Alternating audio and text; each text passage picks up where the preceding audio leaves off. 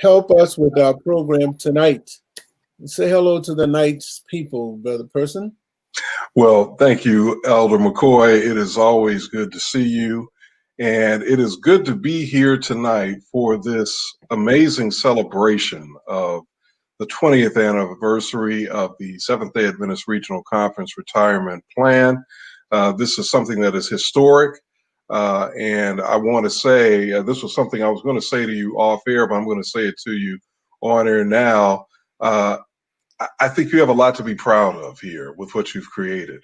And this night is going to, I think, really document, not just for those of us who will be watching it tonight and as the years go by, but it's going to document for history's sake something that was very important, very necessary, and that was transformative for the lives of many of our Seventh-day Adventist pastors and staff members and others who have worked for the church on the regional conference side. So again, I just want to commend you, Elder McCoy, for your vision, your leadership, and for the sacrifice.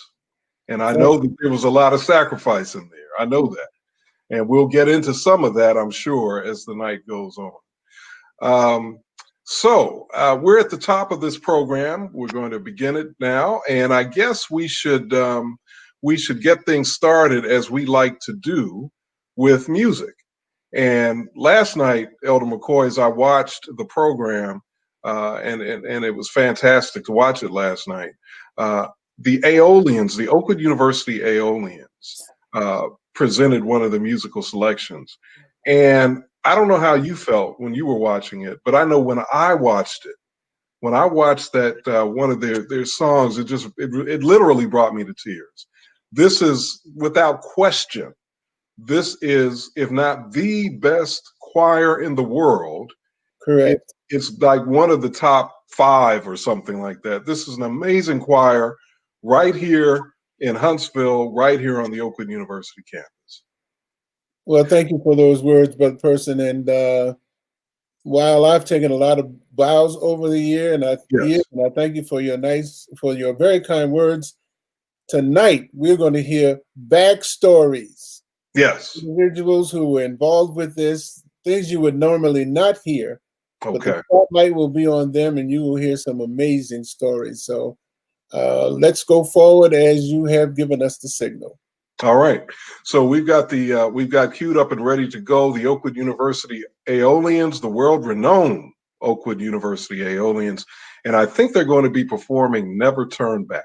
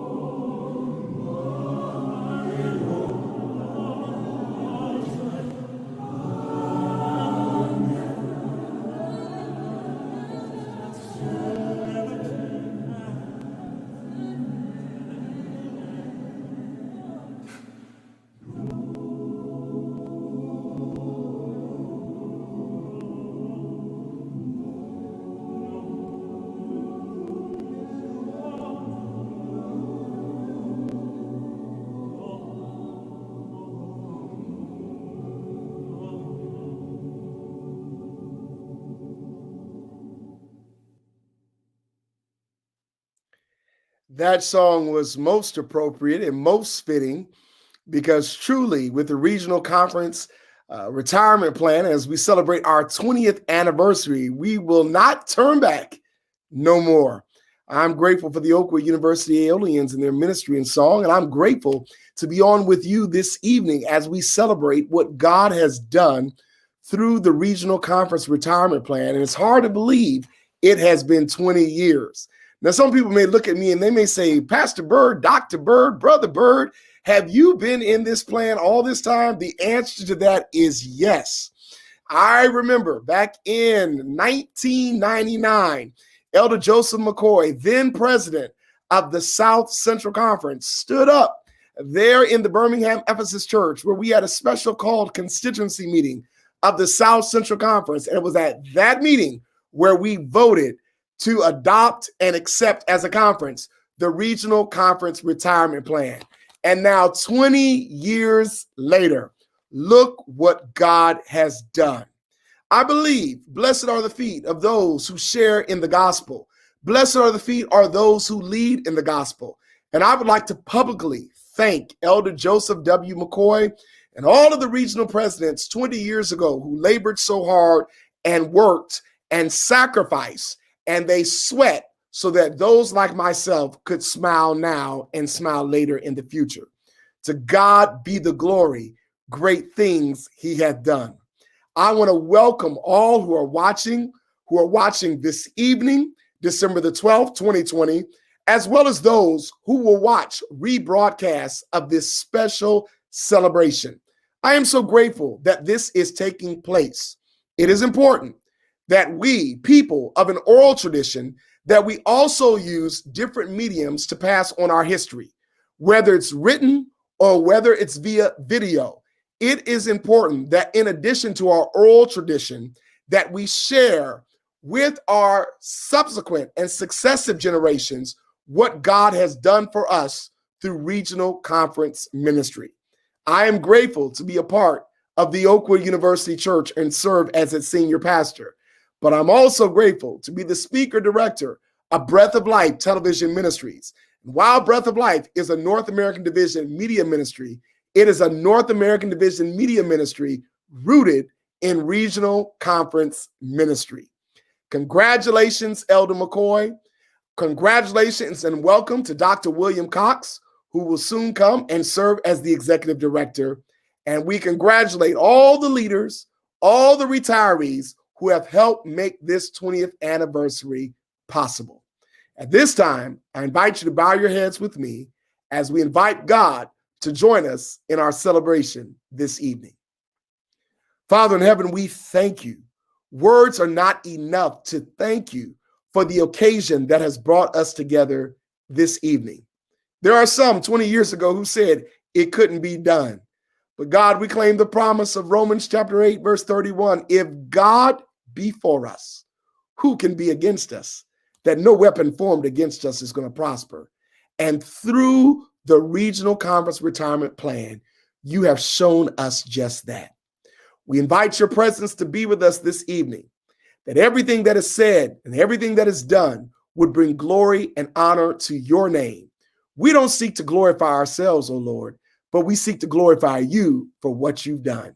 So, Lord, I close this prayer like I began this prayer.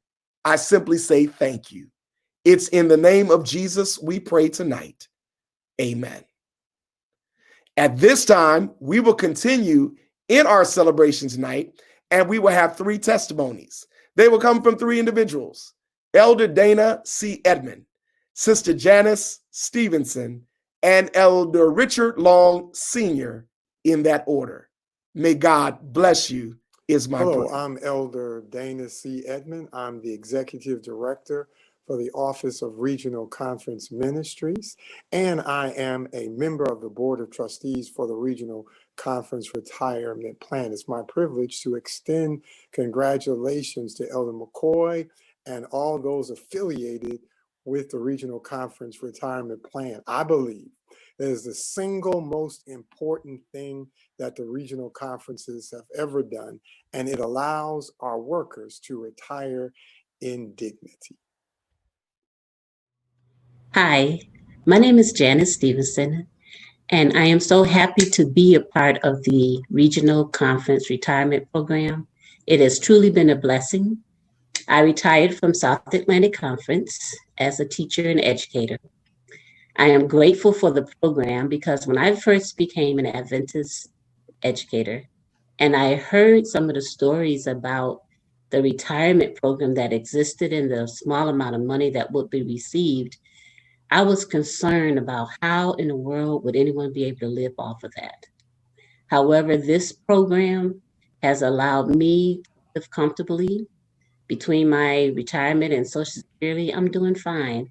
I can go in the store and get things. If I see it today and I like it, I can get it. I don't have to put it on a wish list and plan for saving for it. And so it's really been a blessing. And I am really, really grateful to be a part of it. And I thank you so much. Hello, my name is Richard H. Long Sr., and I am a retired pastor from the South Atlantic Conference of Seventh-day Adventists in Atlanta, Georgia. I retired in December of 2005 and have now relocated here to Huntsville, Alabama, where I'm close to Elder McCoy and the Regional Retirement Office. I wish them congratulations on their 20th anniversary. For 20 years, the plan has provided a dignified standard of living for regional retirees, their spouses, and their families. So I say thank you and congratulations again as you celebrate a well-deserved 20th anniversary. Well, thank you so much for those very timely words. Every time I hear retirees speak approvingly and thankfully about it, it brings joy to my heart. Now, this segment of the program, we're going to begin to tell back stories, back stories, back stories. That means we're going to get into some things that people ordinarily wouldn't know about, wouldn't hear about. This really, I think, gets to the sacrifice. You know, we use that word. I use the word sacrifice. My pastor, Dr. Buddy Bird, Pastor Dr. Carlton Bird, he used the word sacrifice. I mean, so we know that sacrifice was a part of it, and I think this is where we get into what we used to call the nitty gritty, Elder McCoy. Mm-hmm. Yeah. So we've got 4 panelists, right? We've got Elder Alvin Kibble, Dr. Norman Miles, we got Elder Darrell Thomas and Elder Robert Lister, who are all joining us for this. And I think Elder McCoy, you're going to walk these brothers through this journey, because I know you know where to extract all of those stories, you know, and those moments of sacrifice. So take it away, Elder McCoy. Thank you very much. Elder Alvin Kibble served as the chair of the Regional Conference President's Council when we were putting this program together. And it was with his cooperation and drive that we were able to put the necessary wheels under this project to make it go forward successfully. We also have Dr. Norman Miles, who was a pivotal person, one of the legacy presidents, we like to call them, those who signed on the documents that formed this plan 20 years ago.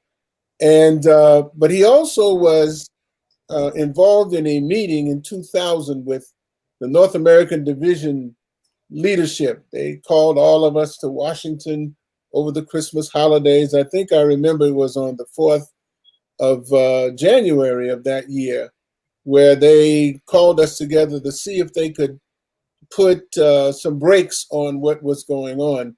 So you hear from him some of that backstory. Then we have Brother Darrell Thomas, who's a layman from the South Central Conference, but he was on the executive committee of the conference when I first presented this idea to the conference. And I'm sure he has some stories to tell us about some of those things. And finally, the panelists on this panel is Elder Robert Lister. Elder Robert Lister has done almost everything an Adventist pastor can do, from planting churches to being the president of a conference to being a departmental director. He just has a resume that is unbelievable, responsible for planting many churches.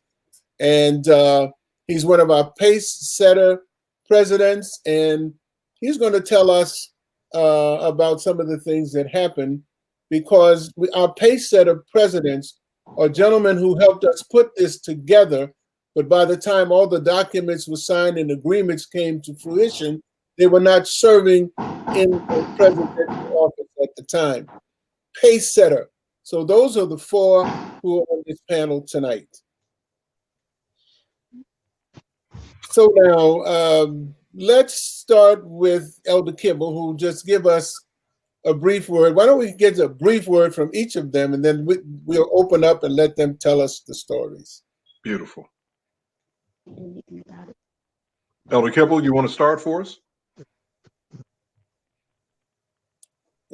Okay, I see he's not here. He's not on the screen right now. Not on the screen. Let's go to Elder Miles. Elder Miles, it's on you.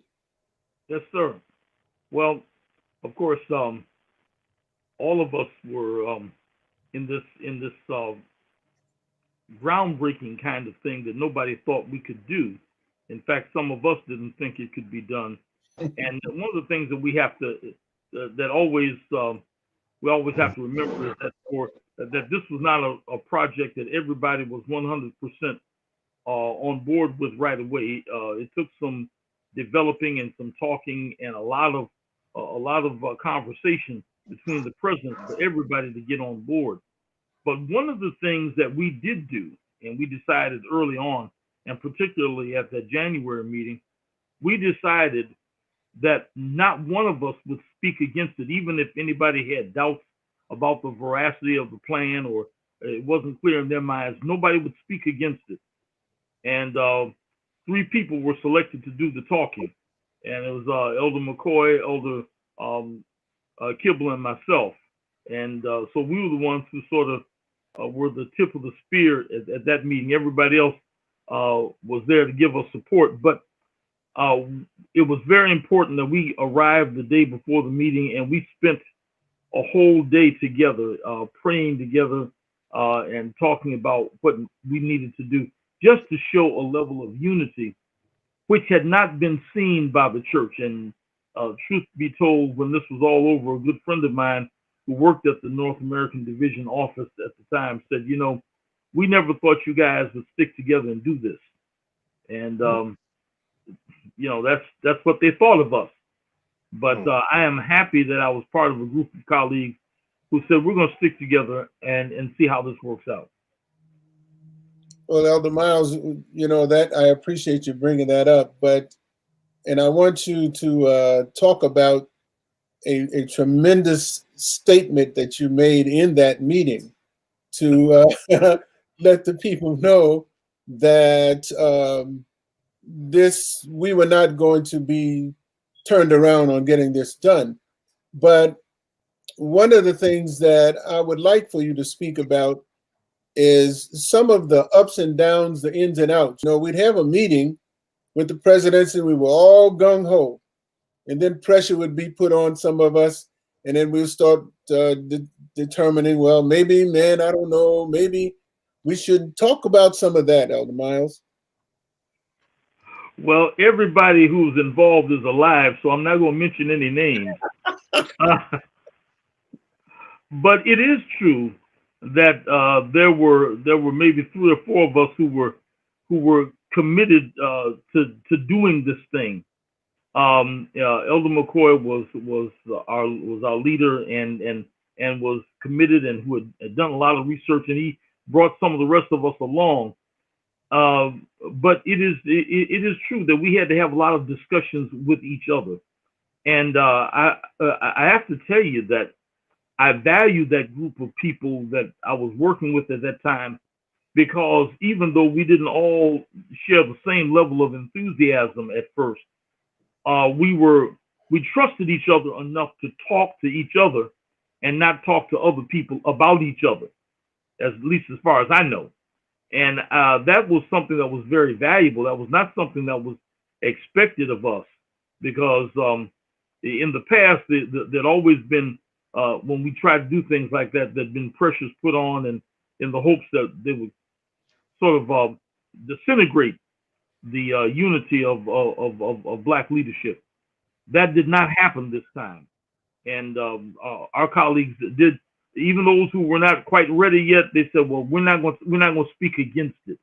But we did have to pull each other and push each other and hold each other accountable. And one of the things that, and I know I'm getting ahead of it, but once we got the plan established, we set some very strict constraints upon each other about keeping up with our payments. And we said to each other, if we're not fall behind in our payments, we'll throw you out. We just had to be hard on each other. But I appreciate the honesty and the consistency we had in that. That was a great blessing for us. Now, I'll tell you about that thing that Elder McCoy mentioned. Do you want me to say something about it now? Yes, tell us. In fact, Dr. Rock, in his book, Protest in Progress, did quote a little part of it. In December of 1999, in fact, a day or so after Christmas, all of us received how should I put it? A demand that we show up at a meeting that was called on January 4th, 2000. And when we got there, they had everybody there. And you have to, if you understand how the church works, it is extremely difficult to get all the levels of church leadership together at any one time unless it's been planned out months in advance. And they pulled this together in probably a week or two.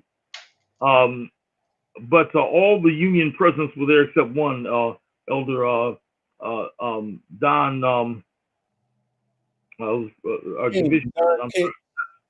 Don King. No. My union president, Don, who's our division president. Yeah. His father had passed away, so he wasn't there. But all the other union presidents were there. All of the general conference officers were there, and all of us regional conference presidents were there. It's not easy to get a group like that together, and they were putting the pressure on us. We explained the plan, and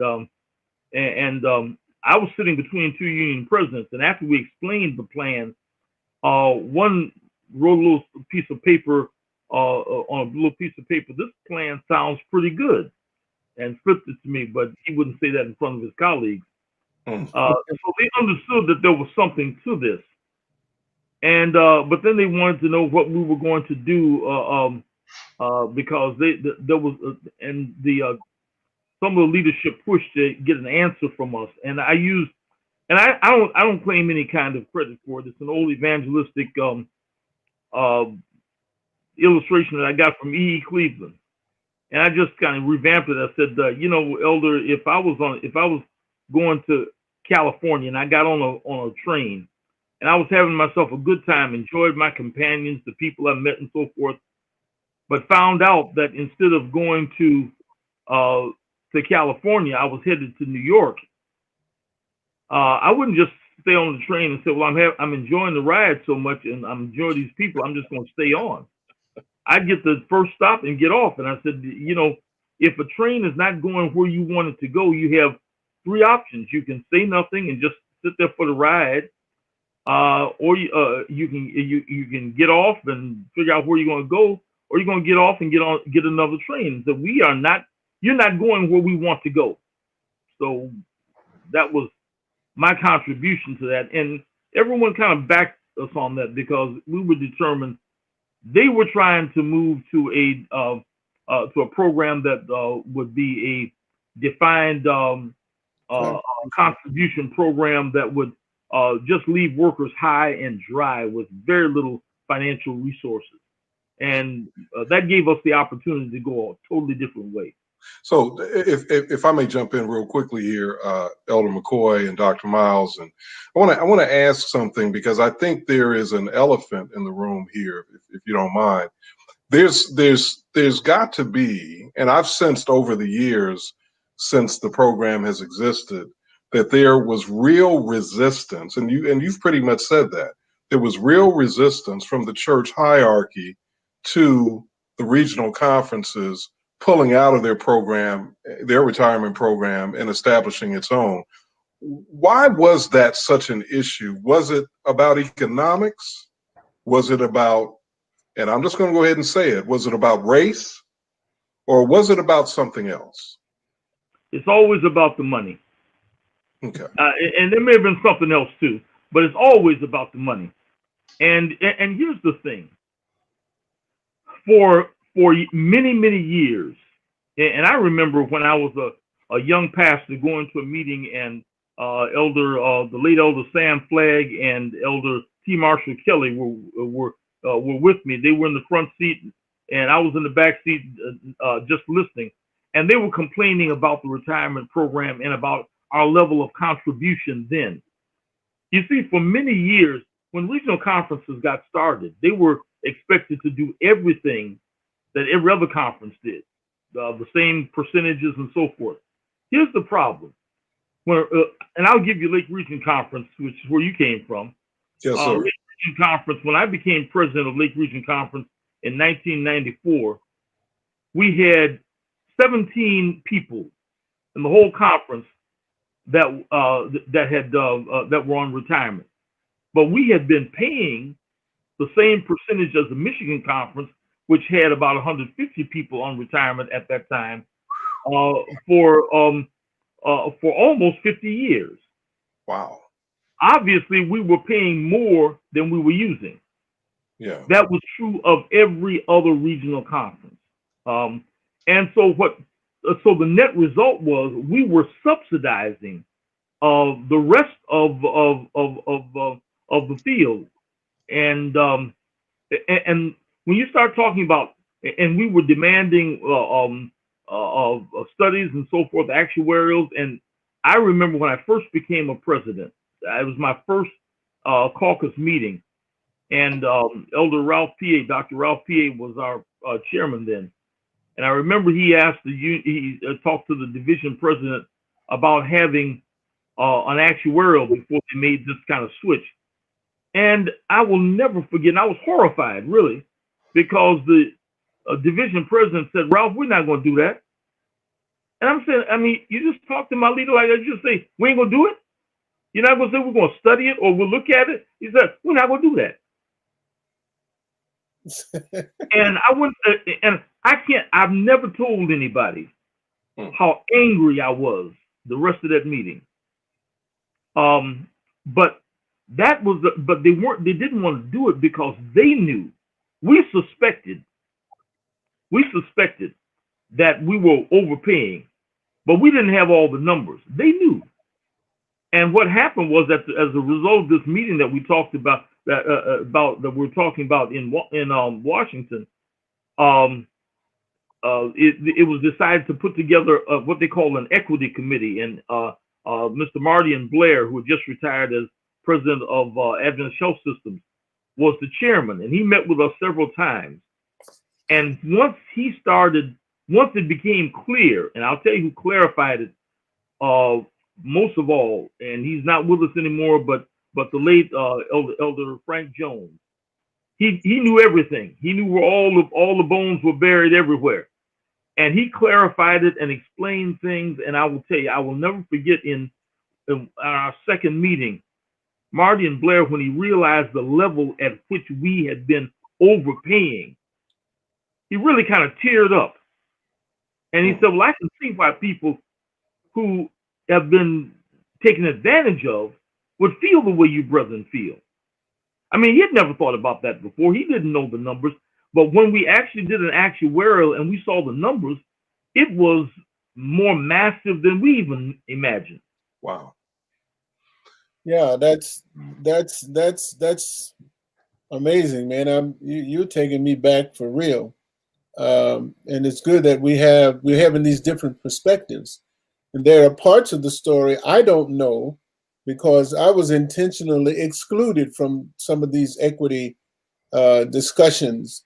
But anyway, the brethren stood strong and got us where we need to go. We have a layman here from the Memphis area who was a member of the South Central Conference Executive Committee when we start putting this plan together. And he has a perspective on it, I'm sure, that he would like to share with us. I can tell he's ready because he's smiling and he's leaning forward. Yeah, I wanted to answer the question David Pearson asked because it was about money. It was about race within our own ranks, and I'll explain that in a second. Okay. You know, Damon John in 1992 created a company called FUBU, and it means for us, by us, and that's very appropriate for what the Lord has blessed us to do. This was created for us and by us. And I thank the Lord for this. You know, I thank the Lord for Elder McCoy.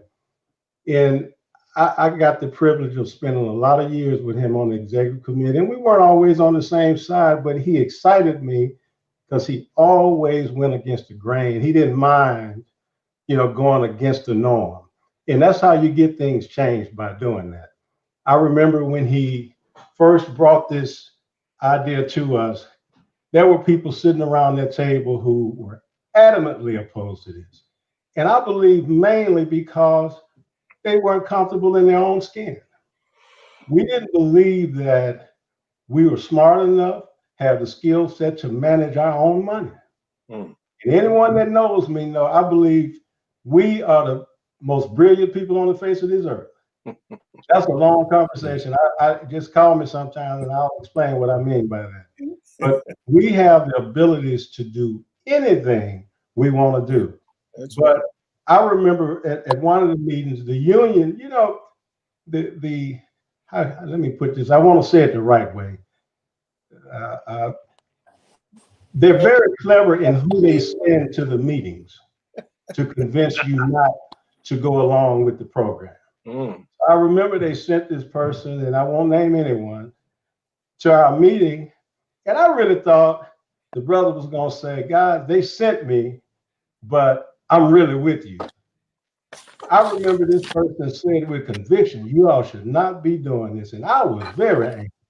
And I didn't mind stating that. And the only reason the church at large didn't want us to do this was what Dr. Miles said. It was economics. We were leaving a hole, a pot of money. We were all they wanted us to do was fill that hole. They didn't care about us having our own plan. I think it was about the money. The sad part is it was us who didn't have confidence in us to do this. And the beauty of this that shows that Elder McCoy and all the other leaders' hearts were in the right place. The people who were against this are benefiting from it right now. Wow. And I've never heard conversations that said, well, if you didn't vote for it, you know, our president leader of the United States, if you're not with me, you're against me. But I never heard that stated. Everyone benefits from this program, whether you vote for it or not. And I know at South Central, there were people who were against this. Right. That did not think we knew what we were doing. Mr. Thomas, let me ask you real quickly. Are you able to quantify how much money we're talking about? You say there was a hole. I mean, you know, what are we really talking about here? What is the economic impact? And which also translates into an economic benefit for the regional workers, obviously. But what was the economic impact we were talking about? At that time, now, if my memory serves me correctly, Elder McCoy, it was over $10 million, wasn't it? That we were pulling out of? What was the amount, the whole, because he asked me for the number, and I don't remember. I know it was more than 10 million we were pulling out at the time to start, when we started the fund. And whatever that number was, they wanted that number replaced. What was the number? Because I don't remember the exact number. The exact impact of the dollar amount. I really don't remember the exact number, but I will tell you this: the plan was a billion with a B, $400 million in the whole unfunded liability. They only had 90% of what it took to put to make it whole. And so for us to come along, and I think the tithe for the regional conferences was approaching $200 million a year at the time. And a percentage of that, 10.75% of that, was going into the retirement fund. So you look at that number, you're talking about a substantial number of dollars that when we decided to create our own plan, would leave quite a hole in their program. Elder McCoy, may I ask another question? Dr. Miles said something that I also think needs to be underscored. He talked about the inequity, the imbalance of what the regional conferences were investing in the retirement plan when juxtaposed with what the non-regional conferences were investing. And Dr. Miles, if I remember correctly, you were saying that you all weren't aware of that. So why, I guess to be really blunt as a layman, it's very disturbing to me and stunning to me to hear that sort of inequity would exist and would be allowed to continue, and then that there would be opposition to correcting the inequity. Can we talk about that a little bit? Let me, if you don't mind, I'll take that. Okay. Yeah, because, well, here's the thing. It's the whole thing that it's the clever thing that they used to do in racial politics. Well, now they don't want to take into consideration that you're just now starting. Why should you pay 10% and you're just starting out, and other conferences have been in business for 50, 60, 70 years? Well, you don't want to pay less. Well, after all, brother, we're all together. We're all the same. And this would be this would not be correct if we let you pay less. We all have got to do the same thing. It's like God said with tithe. Everybody do the same percentage. And so that was the way they got us. It was we had to do. We were expected to do everything every other conference did, even though we were starting from scratch, and others had phased into theirs over the years. Number one. Second thing is that the retirement board, the board that managed retirement, is such a small and private club that most of the presidents of state conferences had no idea. I mean, when we got into this, my union president sat down to me and he said, "Look, I've been the president of 4 conferences, and you know more about retirement than I do." Because that wasn't, most presidents never got involved in that. We were never brought into that. We learned about it on our own. Now, a lot of our treasurers, because they've been sending the money and they go to these meetings and they get hints of things, who come back and say, "Hey, this is not right. Something in the milk is not clean." But we did not know the level of overpayment. I mean, we knew we were being taken advantage of, or at a disadvantage. What we did not know was the level of that disadvantage. And what we also did not know is that we were helping subsidize people who had retired from places that would not even hire us. For instance, Southern Club and some other places who for many years wouldn't even hire blacks. But people who had retired from those, our dollars are going to subsidize their retirement. So really, when we began to put this thing together and come up with a plan, one of the things we had to address is it fair for us to continue to be in a program where we continue to pay for places for the retirement of places where we could not work? And eventually it was decided, no, that's not right. And that was straightened up, but it took a lot of negotiation. And I don't mind telling you that, and Elder McCoy was involved in these negotiations, but tense would be an understatement of some of those negotiations. to the point of almost violence would probably be a more accurate statement. Wow. At the beginning. I mean, it was really bad. Wow. But the thing is that as we talked and as we talked and as we talked, and when they found out that, they always knew that we could talk, but they didn't think we could read. And then we found out we could read legal documents. Then they didn't think we could count.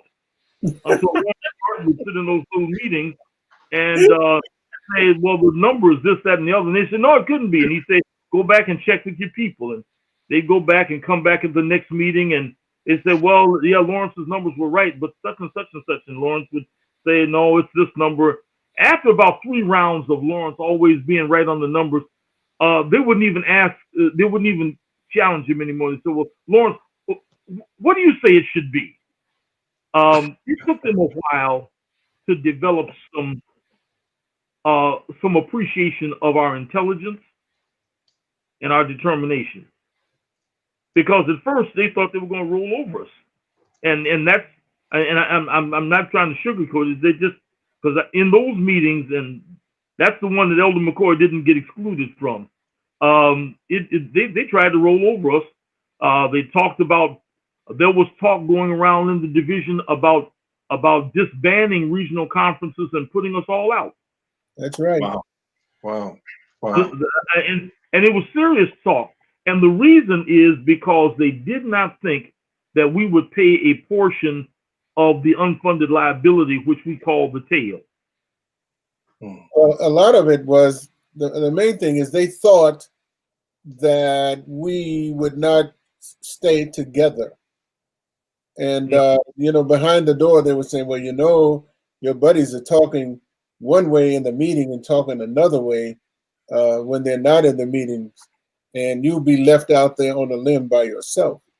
I need to throw in here the Lawrence Martin that Dr. Miles is talking about, is the CFO, the Chief Financial Officer, Treasurer of the Allegheny East Conference.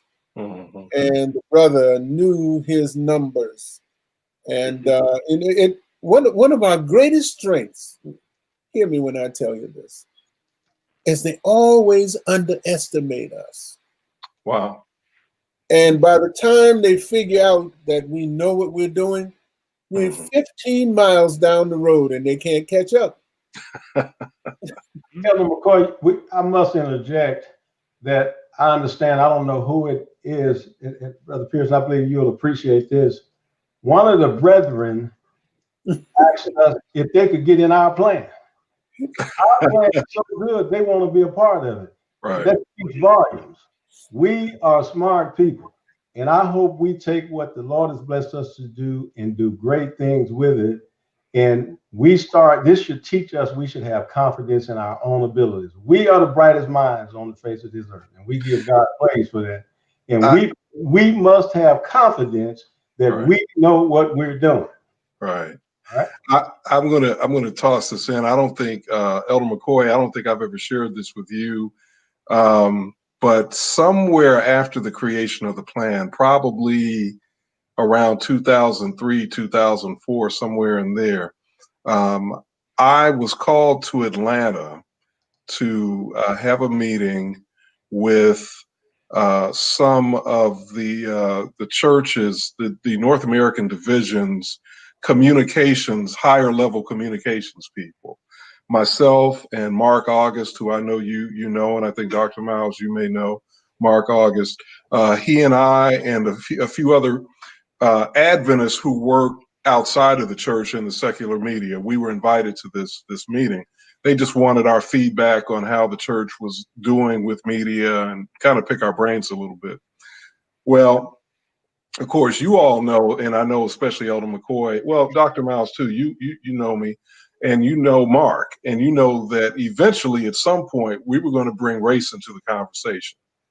And so when we did that, I was very struck by one thing. I've never forgotten. I don't remember much from this conversation, but I remember this. When we brought up race and brought up some of our concerns about race in the church and how that factored in, not just to communications, but other things too, one of the pushbacks was the creation of the Regional Conference Retirement Plan. That was one of the pushbacks. There, so we're saying now, again, this is probably 2003, 2004.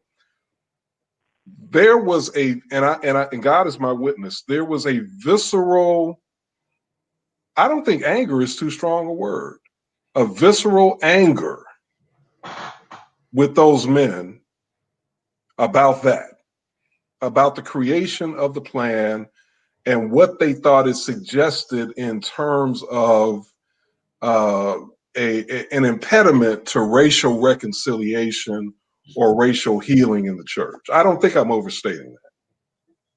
Yeah, well, he can't be overstating it. When we voted this, we had a couple of our own people who used that line of argument against it. But now here's the thing: nobody ever thought that when the Adventist Health System developed their own plan 12 years before we did ours, nobody ever thought that they were breaking away from the church.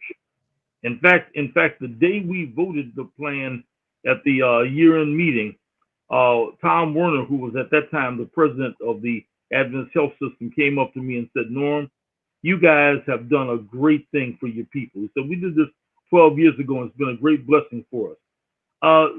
So it's they can say it's about race or with the thing you're splitting up the church. And when you talk about splitting up the church, that really hits black people because we're loyal to this church. But here's the thing: they never. We find out when we really got into this, we thought that there were about 4 health plans. We found out we're number 9, Elder McCoy? I think we're number 9, aren't we? correct. There were 8 others. Wow. 8 others. There was some we didn't even know about. Wow. We've got about 3 minutes left. Elder McCoy, do you want to kind of lead Dr. Miles and Mr. Thomas in any final quick comments? Well, I 2 of our people are having problems getting on, and I really am very sorry about that. One of them is Alvin Kibble, who I mentioned was the chair of the Regional Conference President's Council at the time. But also, Elder Kibble left office before we actually signed the documents. And because they were up against term limits, and he went, we were talking about where is he going to go. We were determined that he was going to go to the North American division. And even though we were coming out of this fight, and we had to let it be known that that is where he was going to go. Now, there may be those who will take a different view of that, but that's what I remember about it. And there he is right now. Speak of the angel. Well, we've got about 2 minutes. Elder Kibble, do you want to make some quick remarks? Well, I can only say that the retirement was an act of God. We had a very, very short window. We had never been down that road before. We felt a compelling urge that this had to happen. We had both a spiritual and a moral responsibility. God did that. You think not? You're really barking up the wrong tree. He made it happen within a very short period of time. If the window had closed, we would never have been able to do it. It was one of those times when we had spent several days and hours working on a strategic plan for the Black work. Elder Dudley had a global view that few others ever had. He adopted that was Black in the church, but the details of it were still yet being discovered. So when we had the transition, we were picking up very rapidly a lot of responsibility, and we were all brand new. I remember after we had developed our values and we had established the mission statement for the Black Caucus. It was for us. It wasn't for the Adventist Church. It was a mission statement as to why we existed. Then we broke down in terms of our strengths, our weaknesses, our opportunities, and our threats. We went through all of that. We went through the environmental, both internal and external environmental studies. We put together then we did a master list of critical issues. That was the tipping point. When we developed that, at the very top of the list was the retirement. It was the top of the list of all of the things that we identified as critical issues. Yes, sir. Ted's father, Elder Neil N.C. Wilson, said himself that the regional presidents had been appealing this for 30 years. Wow. For 30 years, they had been appealing this. And we had been told that it was not possible to do an actuarial study. Wow. Wow. They didn't know. It was bogus. We know it was bogus. Right. Right. But that was their comment. That was their response to us. Right. And so we were summoned to the General Conference. We were summoned to the General Conference on the 5th of January. All of us got to Christmas. Right. Right. And I think Elder McCoy is laughing because we actually talked about, I think we talked about that seminal meeting. Elder Kibble, I want to apologize to you. We are really running over time and we've got such a tight program tonight. I'm so sorry we weren't able to get you in earlier because your insight would have been tremendous, a tremendous addition to the conversation we had. I want to thank Elder Alvin Kibble, who truly is a dean of Adventist ministers, not just Black Adventist ministers, but Adventist ministers, for joining us. Also, Brother Daryl Thomas, and I think it's in Memphis. That's where you are, Brother Thomas, in Memphis. Yeah. And then Dr. Norman Miles from my home conference, Lake Region, and also, of course, the host of this whole event and the reason for this whole event, Elder Joe McCoy, who helped to lead us through this particular section. We've got a transition now. We're going to hear from some other retirees, and then Elder McCoy is going to lead a new panel of folks that will include our newly elected North American Division President, G. Alex Bryant. So stay with us, folks. And Elder McCoy, you want to say something real quick before you go? Yes, sir. I saw Elder Robert Lister come in. He was on for a split second and he went off. Yes. We want to thank him for the effort he was making to join us. Yes, he was he was trying to hang in there with us. He is one of our soldiers, man. And yes, sir. Sorry we didn't get a chance to get him in. Yeah, I'm sorry about that too. So thank you, Elder Lister. If you're watching, we're sorry we couldn't get you in. We saw you trying to be there and we just couldn't. The technology is a little tricky sometimes. So we're going to go to these retirees, and then when we come back, Elder McCoy is going to lead a new panel. So gentlemen, thank you, and let's go to the retirees.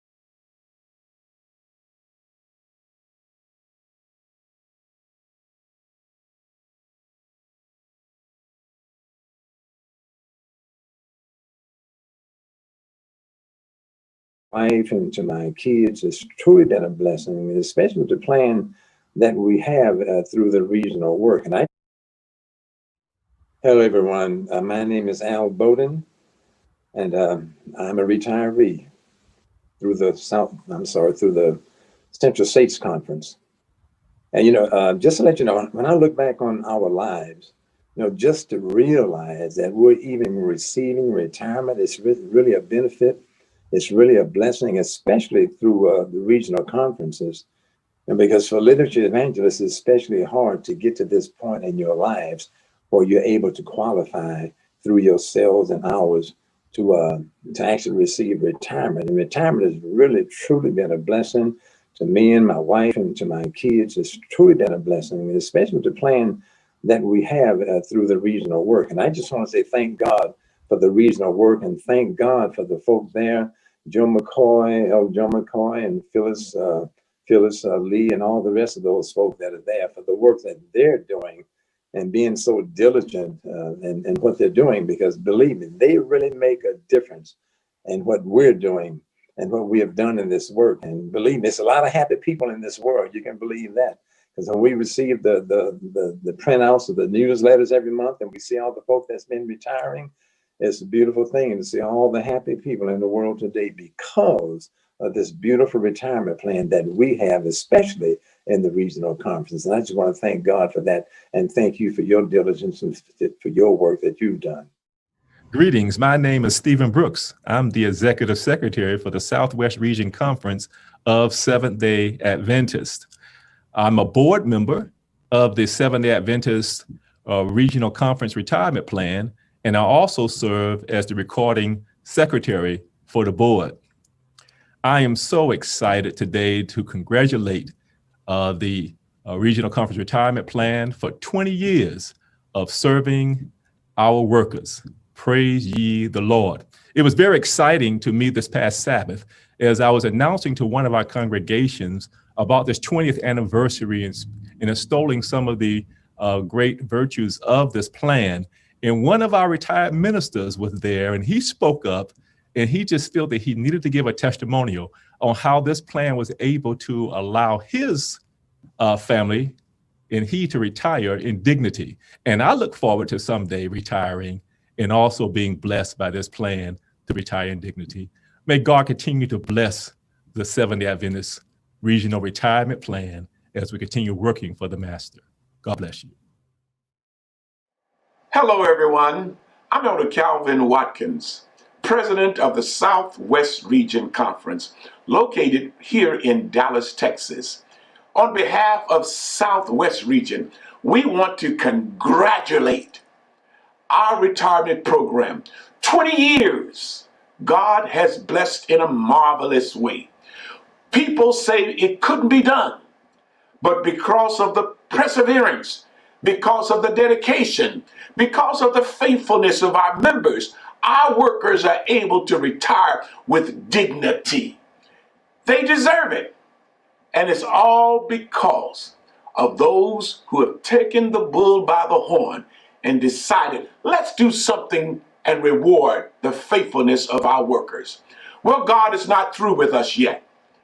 Almost $300 million is in our fund. It is the envy of the nation and of the Lord's word. To God be the glory. I serve as the chair, the brand new chair of the Regional Retirement Program. I want you to know we are committed to making sure that your future is secure. And by the grace of God, we will honor our commitments. We will make sure that we are good stewards of what God has blessed us to have. Congratulations one more time for what God has done for us. And remember, the harder we work, the more God blesses us when we come together as a team. Congratulations, Retirement Program, and congratulations to the regional retirement conferences who put their funds in the pot for all of us. God bless you. Thank you so much. Thank you, Elder Watkins. A very enthusiastic endorsement, and he is the newly elected chairman of the board for the Regional Conference Retirement Plan. And you can see that he is very enthusiastic about what we're trying to do. Well, Brother Person, we have another group. We do. We do have another group, and we welcome them to join us now. We're going to bring them in. We've got coming in first our newly elected North American Division President, Elder Alex Bryant. Welcome, Elder Bryant. Thank you for joining us. We also have, yes, sir. We also have with us Elder Bill Wright. And Elder, thank you for joining us. We appreciate you being here. We have let's see, is it Elder Huggins? Is that right? Elder Huggins? Depends on who you well be. It's not Elder. We're not talking about age. All right, well, brother, I'll say brother. There you go. Brother Ladoverick Huggins yes. is joining us also. And I think we were supposed to have Dr. Victoria Miller, but I don't. Dr. Victoria Joyner should be with us in this segment. Okay. I don't see that she has arrived as yet. Okay. So Dr. Joyner will be joining us shortly. Elder McCoy, I noticed we've got some key words that are emerging from these conversations. One, of course, was sacrifice. Mm-hmm. Sacrifice that you made and that other leaders made 20 years ago. And the sacrifice was really, I mean, you put your professional lives on the line, literally. We saw that from the last discussion. Another key word that seems to be emerging tonight is dignity. Dignity. You know, this idea that what you created, Elder McCoy, what you spearheaded 20 years ago has enabled our conference workers and our pastors and our teachers to retire and their families to retire with dignity. Can you talk a little bit about that? Well, yeah, there's a lot that can be said. If you don't have food and you have to depend on others to sustain you, it can damage your self-image and your self-worth. And a lot of Adventist workers were having a tremendous time trying to pay their rent and trying to eat from month to month. I know one instance where the retirement benefit for one of our retired pastors who was up in age, this is when I passed it out in Texas, and his benefit from the General Conference after 40 years was less than $300 a month.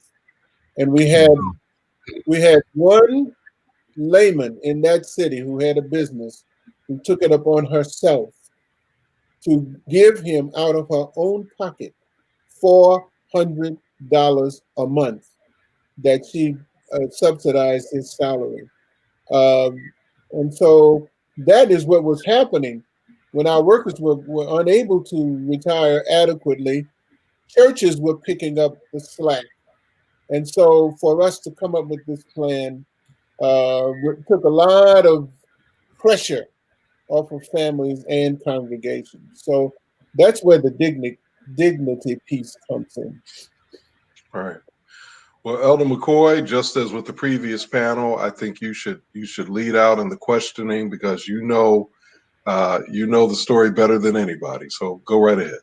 All right. Thank you, Brother Person. I would like to, we haven't talked about this thus far, upward mobility. Okay, when you're in the ministry and you're Seventh-day Adventist and you want to move up in the work to the next largest church, into the conference, into the Union Division General Conference. Those of us who were a part of putting this program together, we were threatened with we would not have upward mobility. In fact, some of us were told, you have gone as far as you're going to go in this church. Mm. We have on this particular panel somebody that can speak directly to that. We also have Ladoverick Huggins, who was a young man that is a part of the Mutual of America Insurance Company, who was instrumental in getting his company to undergird us as we were starting out because we didn't have any money. But you heard Elder Kibble talk about the Lord. And let me tell you something. It was the Lord who put all of these pieces together. But Doverick Huggins had been around, and he can tell us what he was doing that led him into interacting with us on this plan. And then we have Elder Billy Wright, who is one of our legacy presidents, who had a very interesting constituency meeting that I hope he will talk about in the developing this program. Let's go to the distinguished gentleman from the North American Division, the president of that august organization, Dr. G. Alexander Bryant. Thank you, Elder McCoy. Thank you for the privilege and opportunity to be here this evening, to be a part of this tremendous celebration. And it is more than a stellar celebration. It's historic. To think that 20 years ago, we started together. And Elder McCoy, if you wouldn't mind, I would like to dip into the previous conversation for just a minute. And I was just struck with some of the comments that were made. And, sometimes we forget. And I was just thinking through the conversions of events that happened in 1999 and 2000. That really you can see the hand of the Lord laying the work, laying the groundwork for this moment. I'm just preparing for a sermon on the this time of year, Christmas, and there's a chapter in the Desire of Ages that comes from Galatians. When the fullness of time had come, God sent His Son. And when you read that, you see all the conversions of events that took place that laid the foundation, that made the moment right for Jesus to come. And when you look at the regional conference retirement plan, you see God doing the same thing. They had done a study a few years before 2000 to see if we could legally separate from the church and have our own retirement plan. That had been done a few years before. Elder McCoy, leading out in the South Central Conference, actually having a vote from his constituents to move forward. That's the second thing. The third thing was the church deciding that its own retirement plan, $1.4 billion underfunded, was unsustainable. And the church said, we need to change and go to something else. That also left the door open for the regional conferences to say, maybe it's our time to come now. Number four, the direction the church decided to go, which was a defined contribution plan, it made it safe for the church, but it made it very difficult for the employee.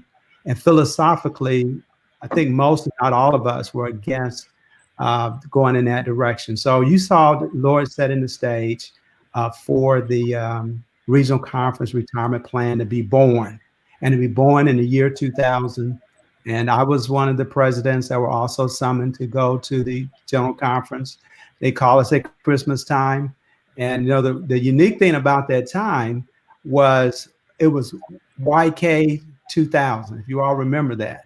And they thought the machines and the computers are going to go haywire once all the digits hit zero, and everyone was afraid of flying. And we were called to the general conference to fly in a plane in preparation for this meeting. And that also took some steps of faith to do that. But one of the things that I remember and I appreciate very much was the night before we met with the brethren. We got together, and it was gut check time. We all looked each other in the eye. All 9 regional presidents were there, and tried to make a decision who could be counted on the next day, and where were we, so we knew how strong we were or were not going into that meeting. And I think most of the regional presidents said we're going to do it. Those who were not ready said we're not going to stand against you. And we stood as one when we met that next day. That was a very powerful experience to see what God did with people standing up with dignity, standing up for what was right, and willing to take the blows for that. There was an intentional strategy that was that they took to try to discourage us And that was each union president was told, they had a regional conference, was told to talk to your regional conference leader and to try to get them to back down. And it was kind of a divide and conquer strategy.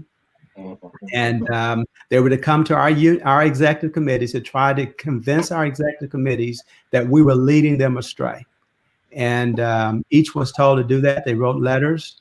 And then strangely enough, there was, I kept getting messages from my union president, and he said, Alex, and I was the youngest of the regional presidents, and said, you know, you're out here standing strong, and the other brethren are not standing where you're standing. You need to know they're not doing what they're telling you, because I'm getting the reports, because we were all had agreed that we would not send that portion of the tithe up, that we would hold it until a decision was made. And he kept saying that we have two of the regional conferences that are sending that money up, and they're telling you they're not sending it up. And I got on the phone. I said, Joe, I said, this is what I'm being told. He said, I'm being told the same thing. So we called each other. They said, no, we're not doing it. And come to find out, we found out that one of the unions, so their conferences would not look bad, was paying it in the conference's place. But we all stood strong, and we stood together, and it made an impact on our people, but also on everyone else that was watching. It was just a joy to be a part of that. And yes, we were told that if you do this, your careers are over in the Seventh-day Adventist Church. You will go down as mavericks, and you've gone as far as you could go. Well, what they didn't realize, and most of us had already recognized, we've gone as far as we could go. I mean, the way the church was structured, it was not friendly for upward mobility in any era. And so we kind of understood that at the outset. But, you know, the Lord is still in control of his church and not men. And God does what he does. And as Elder McCoy said in the previous segment, that same year, when they were saying that Elder Kibble was voted in as the vice president of the North American Division before that year closed. And that year, they also voted to what most people don't realize, even though they have been against it, the regional conference retirement plan and for the regional conference to have a retirement plan is actually a voted action of the North American Division Executive Committee. They voted it. Some say, well, why did they vote it? Well, there's a lot of speculation. Some of them didn't think we would make it. They thought that we would fold. Things would be difficult. So let them go it on. They're not going to be able to do it. But whatever the reason was, it was voted.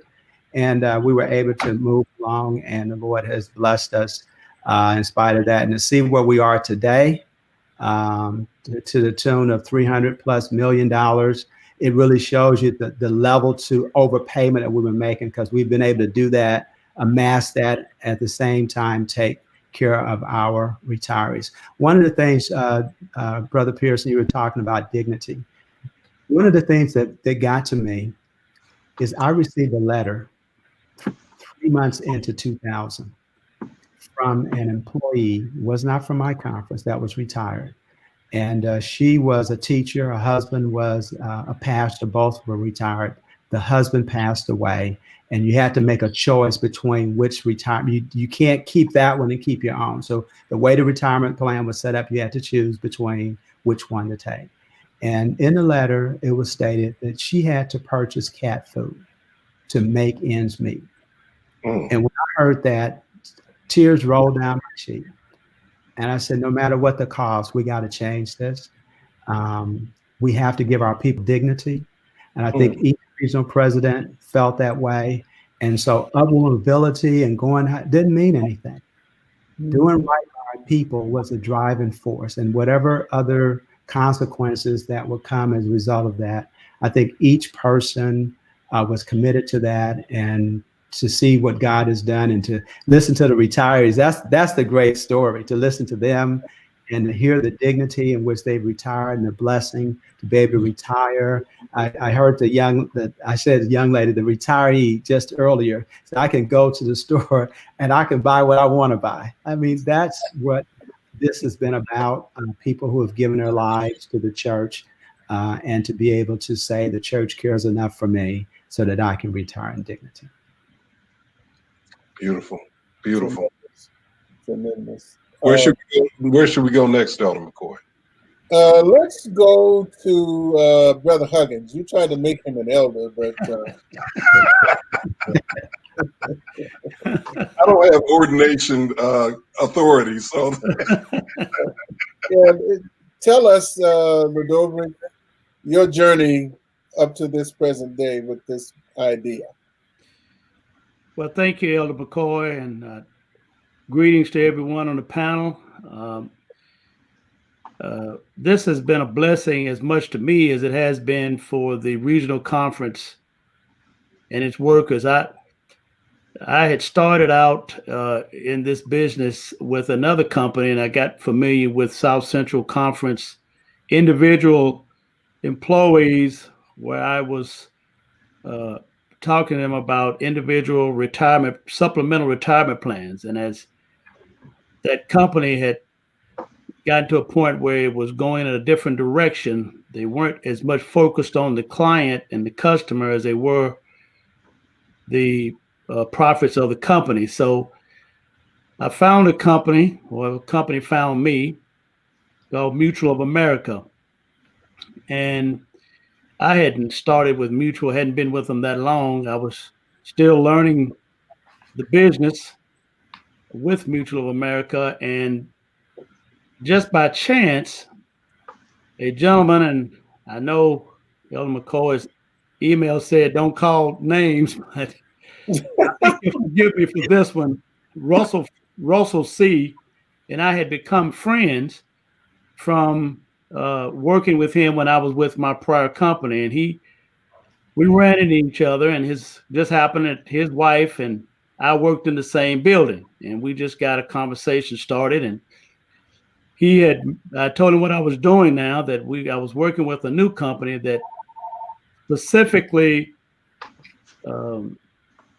was very much involved in specializing in retirement plans, and that we were doing pension plans. And he had mentioned to me that Elder McCoy and the regional conference were looking at starting their own retirement plan. So immediately I got in touch with Elder McCoy, and I think he was on his way or getting preparing to go to Washington or somewhere to meet with the rest of the North American division and the regional conference, other individuals. And he asked me, when could I come over there and could I bring some information? I did that, came back, and we set a time for me to get back together with him and a few of our people at Mutual of America. Some of them flew in from New York. And so we had a big meeting. And one of the things that stood out to me the most about that meeting at South Central Conference, when the people from New York came in and some people from my office came in, is Elder McCoy was very, very specific about where everybody was to sit. And he wanted me to sit right across from him, and everybody else could sit around me. Now, that really stood out to me. I think that one of the things that really brought to mind for me was that Elder McCoy, the regional conference workers, and our conversation, they were very, very serious about what they were trying to do for the retirees. And I'm just thankful that I have been a part of this journey because my heart has always been in helping people.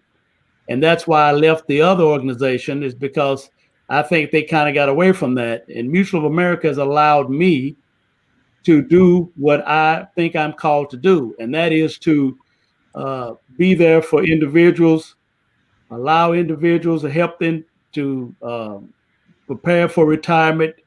Because, a lot of times, unfortunately, in our communities, we don't get the right information, or we're not exposed to the same information as maybe other communities are. So to Mutual of America's credit, they have really been involved in helping me help the regional conferences in any way is necessary so that each retiree could retire with dignity. And so I had no idea, actually, that the impact that this plan and this retirement and this movement had with this organization until later on in this whole process. I think that in going out and meeting with the various executive committees, I got the impression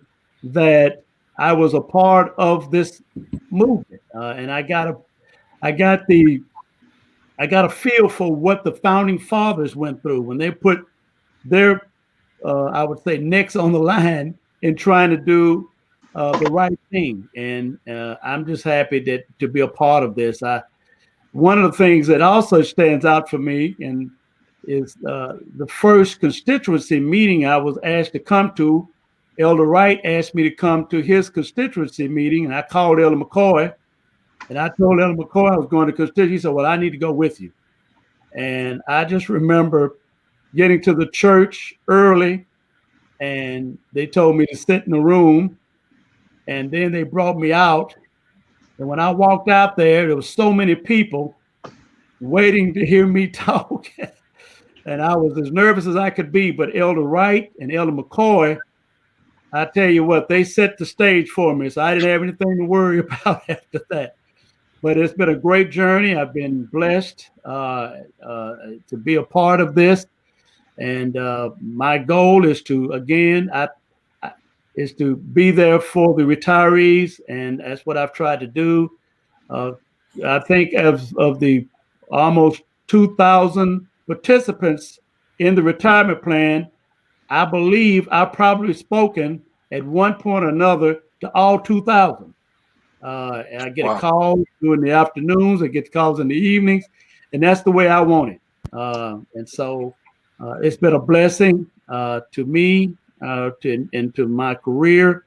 And I could just go on in this whole conversation. I'm just excited to be a part of this 20-year anniversary. I want to thank you, Elder McCoy. I want to thank you, Elder Bryant and Elder Wright, the founding individuals who helped make this happen. You're to be commended for all that you've done for the organization. And I want to thank you for allowing me and Mutual of America to be a part of it. Well, thank you very much. Just a comment on the seating arrangement that Brother Huggins spoke about. It was important for me, for everybody in that company to understand who the most important person in the room was to us. And even though they had higher ranking people in this company, for him to be positioned at the table in the lead position was very important to me, to send a message throughout the room that about who was most important to us at that time. One of the things he mentioned was a constituency meeting that he went to. Now, Elder Bill Wright was the president of Southwest who called that meeting. And the Lord has blessed us for him to be here to talk about it. Elder Wright, are you ready in full voice? I'm not sure about the full voice, but I'm here. But as I look back to that day, I'd like to share briefly that Robert Lister was my predecessor, and he's the one that started the plan out with you guys. And when I became the president after him, I followed through with it.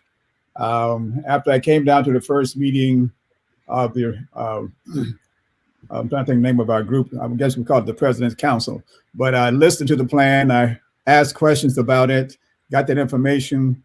I came back to my city, called a board meeting, executive meeting, and we met with our people, and we gave them the history of the minister and what he got, which is almost $900, about $880 a month, and who could live on that and support a family. So we talked about that, and without any dissent, the committee voted 100% in favor of the regional retirement plan. Well, we got ready to run with it. I did call back to let Elder McCoy and others know, hey, we are in. But then I got a call later in the week from some of the people that were on board at the executive committee. And they shared with me, well, Bill, you can't do that. We were there. We heard the vote, but you can't do that. The committee can't make. I said, well, yes, the committee can make that decision. I said, they've been authorized to make a decision between sessions. So I said, we can do that. He said, well, it would be wise for you to have a constituency meeting. And on something like this, you have to have the constituency meeting. I said, no, really, I don't have to. And so I said, in fact, the decision that has been made, and I'm going to run with it. And I said, about having a constituency meeting, I'll pray about it. And that's what I did. And then later I called the union office back and I said, okay, we're going to have a constituency meeting. I talked to the same person. And I said, now, if we do not have a quorum, and that's what they was playing with, because for all call meetings in the past, we had not had one meeting, one call meeting, one special meeting that had a quorum. So I said to the gentleman, if we do not have a quorum, I want you to know we will simply turn this into a town hall meeting. And whatever the people vote, that's what we are going with. Our committee has already asked us to go with it. So what I did, I called the union guy. Okay, the date is set. And we set the date. And he's banking on we're not going to have a quorum. And I'm saying whether we have one or not, whatever the constituents say, that's what we're going to do. And so I called all the pastors, called them up. I say, hey, get on the phone, get your delegates, have your meetings, get those to me, and let the people know, let your members know. This has to do with your livelihood in the future. You're only getting this almost $900 per month when you retire after 40 years. That's a long time. And you get the measly $880. And so they said, okay. I said, send those into my office by a certain date. Everybody did. Nobody wasted any time. And I said, make sure your people are at this meeting. Well, the day of the meeting came to Grace Temple. I looked around, cars everywhere. Walked into the building. The church is full. Looked up at the balcony. The balcony is full. Looked back into the fellowship hall. It was full. And the gentleman came right to me when he got there. He said, Bill, he whispered. He said, are all these people here for this meeting? And I just politely smiled. I said, yes, they are. The quorum was there, more than what we needed, ladies and gentlemen.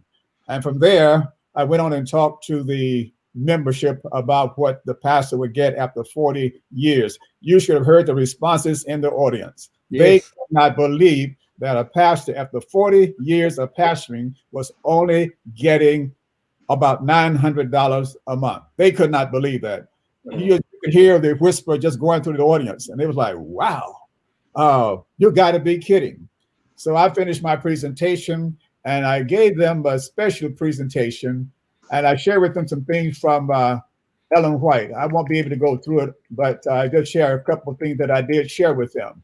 I said, now one thing that's happening, I said, we wouldn't need this retirement plan if we did what we were counseled to do. Ellen White says we need to provide homes for our workers. So he said, it is now the duty of God's people to roll back this reproach by providing the servants of God with comfortable homes, with a few acres of land. And I said the conferences have not done that. GC has not done it. North American Division has not done it. And I said, all they give us after 40 years, almost $900. That's why I said we have some of our pastors out here flipping burgers at a Burger King somewhere, or McDonald's. I said, I've seen it with my own eyes. And so I said, we need to take up what Ellen White had to say to the preacher. And I said, when it comes to the medical, what does she say about that? That's the book, Testimony, Volume 7, 292, 293. Something must be done. And the conference should have spiritual discernment that they may understand the privileges and comforts that these worn-out workers need and deserve. Wow. Sanitarium, which are our hospitals today, Adventist hospitals, should be a refuge for workers. Often these ministers need special care and treatment, and our sanitariums, our hospitals, should be a refuge for such and for all our worn workers who need rest. rooms should be provided where they can have a change and rest without, catch this now, without continual anxiety as to how they are to meet the expenses. Sure. You take care of their needs. And when I finished talking to the people, and I had it on a PowerPoint, just let it roll off the thing there, walking up and down the aisle. And when I finished, man stood up right away. All right, we don't need to hear anything else. We have heard it all. Let's vote this now. We don't need to go any further with this meeting. Let's vote it now. I said, folks, I said, hold on. Because they were in agreement with the gentleman. We don't need to go on with this meeting. We have heard enough. We cannot believe that our ministers have been working this way. Right. This small amount, $900 some for retirement. That's all they're getting. We can't believe that. What? That's all you guys get? Oh my goodness. Man, that opened up Pandora's box. And because of that. So Elder Wright, let me jump in here, because we are actually, and again, this is the challenge we face tonight. These stories are so rich, the information is so powerful that it's easy for time to run out on us. I know that that's the story that Elder McCoy wanted you to tell, and of course we know the outcome was a successful vote. So thank you for sharing that. We need to transition to Dr. Joyner, because she, I think, has a unique perspective to share as the daughter of recipients of this plan. Dr. Joyner?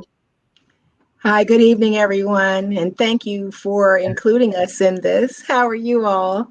So good to see everyone. I apologize for being a few minutes late. Dr. Joyner, let me just interject. We have less than 10 minutes. So I got you. I'm often an MC, so I know the pressure that you're under. But I want to say thank you. I'm sorry for being a few minutes late. I was on another program earlier with Brenda Walsh. And so I just wanted to say thank you for including my family in this. And what a privilege it has been for us to be a part of the retirement, the first family, and we're saying family, to be recipients. And I spooled there for a second. I wonder why. But it was such a privilege for my father and mother, after being on every level of the church, to be the first couple to both, because they both worked for regional conferences, to be able to retire fully with their salaries intact and be able to live, as they said, standing with dignity. And it was such a privilege for my father to retire at a normal age of retirement and to enjoy 14 years with his children, grandchildren, his great-grandchildren, to be active in his church, to be the head elder, and to enjoy being the advisor like you're supposed to be, and not so much worried about everything else financially. Instead, they were solid, they were financially safe, they got to come home and be a part of the congregation and be active members in their congregation. My mother stood recently and just said how grateful she was to Elder Norman Miles and everyone at the Lake Region Conference for working with them after they did their last portion of their ministry there. And they were so grateful to everyone who put this program together. My mother is still living. My father lived until 2015 and had 14 years after retirement, 14 happy years, settled, happy, not having to worry about finances. Praise God. And so we're all so grateful for this time. My mother is still living. She's 83 years old, praise God, still here, and she's sending her prayers and her love and thanks for all of the prayers on her behalf since she's been ill. And she's so grateful to everyone who's lifting her up in prayer, and God is so good. But she's just grateful for this program. She says, I cannot say enough to say thank you to everyone who thought of this, and to be the first family to be recipients of this. And my sister actually works in it. Unfortunately, I do.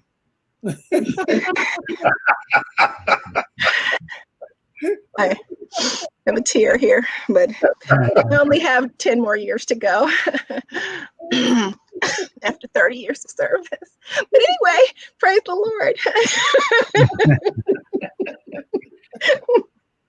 Missionary volunteers, amen. So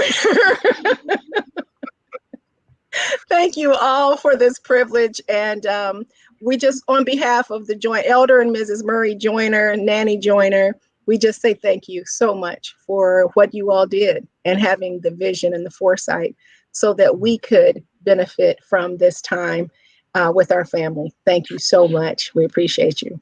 Thanks, Dr. Joyner. And Elder McCoy, Dr. Joyner said, she said that her father was able to retire at a normal retirement age. That really jumped out at me because, and I won't call any names, but I have seen some of my elders who were working hard into their 70s and I think maybe even 80s. 90s. Okay, and 90s. Okay. I've seen some of them preaching in their 90s. Yeah. I've been around a long time. I'm talking about not just preaching. I'm talking working. About working in other capacities. What a shame. Even outside of their, doing things that you would think, well, why would a retired church executive general conference have to be doing this? So this is one of the blessings, Elder McCoy. This is one of the beautiful outcomes of this plan that you spearheaded and helped to lead and create, in that people have been able to retire at normal retirement ages with dignity. Any final thoughts before we transition to the next Elder McCoy? Before we transition to I did want to say thank you to Elder McCoy as well, because we love you, Elder McCoy, any final thoughts? Well, I think, the Joyners, Elder Joyner worked at the union and he worked at the division level. Fortunately, general conference. Did I say, division and general conference, yes. And I'm just happy that after having gone through all of those, serving at all these levels of church, he was able to retire on our particular plan. Amen. Be a blessing to his family. So I'm thrilled about that. Amen. Thank you so much. So we want to thank once again Dr. Victoria Joyner. We want to also thank Elder Bill Wright. We want to thank Brother Huggins. We want to thank also our NAD president, Dr. Bryant, for joining us for this particular segment. Very powerful, very rich, all wonderful perspectives. Elder McCoy, I think we are now slated to transition to some more testimonies from retirees who can talk out of their own experience about how this plan has made a difference in their lives. Okay. Well, whatever you tell us to do, Brother Person, we are ready to do it. Okay. All right. Let's go to those retirees. Hello, family. I'm Beverly McCoy from Southwest Region Conference. In 2015, I retired after a fulfilling career as an Adventist educator teaching young minds.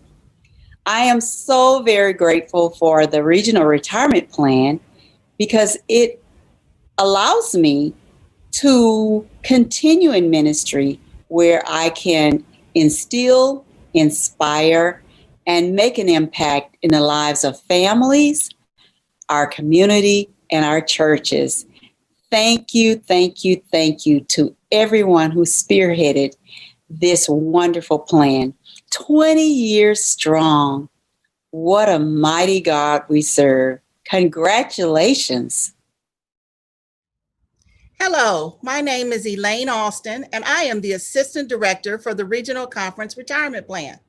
I have been with the office for 18 and a half years, and I am thrilled to wish the plan a very happy 20th anniversary. It's exciting to see the plan has grown and matured over the years. It has been my absolute joy to assist workers as they transition into the retirement process. I'm even now helping friends that I was in college with process their own retirement. Thank you to all of the legacy officers for their insight and vision in getting this plan started. And as we always say, it truly gives workers retirement with dignity. Hello, my name is Phyllis Ware Lee, and I am the Treasurer CFO for the Seventh-day Adventist Regional Conference Retirement Plan. I have the pleasure and distinction of being the first treasurer for the plan, and also I was treasurer for Central States Conference when the plan was begun 20 years ago. I'd like to, at this time, pay special tribute to those who paved the way for this great plan. First of all, and I don't want to miss any names, but I'd like to mention in particular Elder Charles Dudley and Elder Frank Jones, who paved the way for this plan in letters written so many years ago, and Elder Jones in the work that he did after the plan was established, even though they never personally benefited from the plan. I'd like to say thank you. Also to the legacy presidents, as well as their fellow officers who stood strong as this plan was begun, and not only them, but to their executive boards, their constituencies, and all the others who had faith and belief that this plan needed to be started. It was an idea whose time has come. Congratulations for 20 great years, and look forward to the future.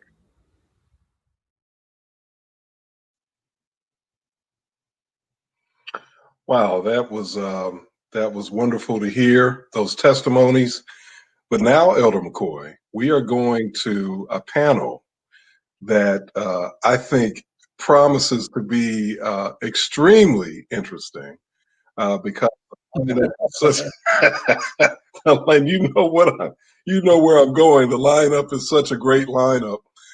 We've got on this particular set of panelists, we have with us Elder Willie Taylor. We've got Mrs. Tara C., who was just referred to earlier, or at least her late husband, my friend, and the friend of many of us, Dr. Russell C., was mentioned by extension. And also Dr. William Cox, who is your successor. But there is another panelist who's a part of this panel. Let's see, where is she? She didn't come up on the screen yet. Okay. The first lady in your life, Elder McCoy. Sister Judith McCoy. I guess is she making a grand entrance? Is that why she hasn't shown up yet? I don't know. I hope she's just coming. I hope she's not having any technical difficulties. Right. Well, it's not going to be a panel without Mrs. McCoy, so we're expecting you to show up anytime. But at this point, and I see Elder Taylor's not with us yet either. But Dr. Cox, it is good to see you, and my friend Tara C. Good to see you. Good to be here. Yes. So, Elder McCoy, why don't you lead us as we wait for your better half and for Elder Taylor to join us? Yes. Well, Tara C., affectionately known as Tara Lynn. You can do that.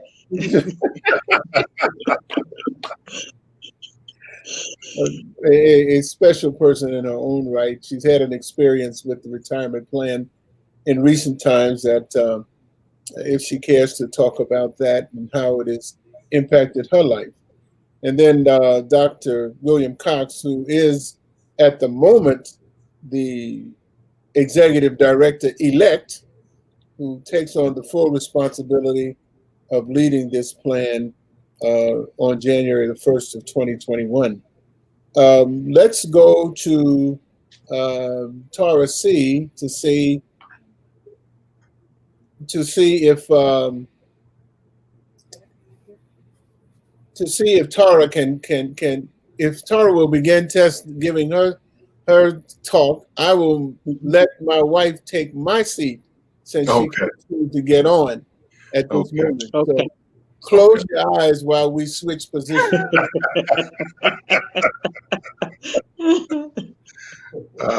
There she is. Okay. Welcome, Sister McCoy. Welcome, Sister Judith McCoy. Thank you. Yeah. Like those glasses too. All right, Tara, go ahead. Well, I can do two things. I will start by being reminded of how excited Russell was when just the discussion of this type of funding would be made available to the regional workers, and at that time, even the possibility of it being beyond for the whole church. And it was constant conversation in our home. It was on his mind, in anything that he could do and anything that he could get anybody else to do to have the ear, he wanted it to happen. And so we're going to fast forward now 20 years. We talked about, we had a running joke in our home, and some of y'all may have heard Russell say, my salary allowed him to do ministry, which basically meant that for years I made more than he did. And we laughed about it, but I knew that in his heart it wasn't funny to him, because most men want to be the ones that establish, that make the funding and take care of the family. Well, you know, he did. And before Russell became ill, we were able to do some things on a more consistent basis financially, but he always had in the back of his mind how that his true plans were to retire at about 67 and have many years to do writing to support the church from a place of retirement. He did not plan to work forever officially. And so we began talking about that probably when he was in his about 7th year at Oakwood. It happened that year is a year that he was diagnosed with metastatic cancer. And at that day, the month that Russell was diagnosed, we sat down with our financial planner and he said, lay it out. I want to know everything. I want to know that Tara will be taken care of. And the sheer relief on his face when we left, the planner, who happened to be my nephew, said, Uncle Russell, Aunt Tara may have done it at the beginning, but what your resources will provide in the ending will mean that she will be taken care of. I cannot tell you the amount of relief as we came to the very latter days of his life that we experienced when he brought Brenton back to the table and said, Brenton, lay it out for me again. Because now I know I'm not going to be here. I need to know that Tara is going to be taken care of. And he pulled all of the resources, and the primary resources being from the regional retirement was there. And so it gave him an opportunity, I want to say, to die in peace. I am more than grateful that it has given me the opportunity not to have to alter my life. It is one thing to lose a spouse at, for me, an early age. I don't know if any age would be appropriate, but at 60, that was not the plan. But another thing totally to have to consider changing your life, relocating, moving, downsizing, not because of choice, but because of income. And because of the consistency of income, that has not happened. So I am appreciative of the people who made the investment 20 years ago, who were not frightened about the stigma that was associated with doing something that we were breaking away from, who had the courage to do things that that cost a lot of things. But today, I am sound and I am grateful for the sacrifices that were made to make this happen. Beautiful. Thank you. That's such a strong testimony. And, you know, many of us watching, of course, know you personally and knew Russell personally. And it's just powerful to hear that. It's very moving. Sister McCoy, you have a vantage point that no one else has as it relates to what your husband and his vision and the sacrifice and all that is entailed in leading something like this. You have a vantage point that nobody else has. What can you share with us to help people get as full an appreciation as possible for what has been accomplished by creating this plan and seeing it grow and sustain itself over the past 20 years? Thank you, David. I asked my husband when he asked me to participate on the panel, could I be honest? And you know, those that know me personally know that I don't have a problem with being honest. Right. And I'm kind of tearing up, you know, just following Tara because we love Tara, we love Russell, and I know the focus tonight is the backstory, so I'm going to try to make it as brief as I can. But we were in Houston, Texas. We were in Houston, Texas, and my husband and several other local Seventh-day Adventist pastors went bowling every week, and then after bowling, they would have lunch.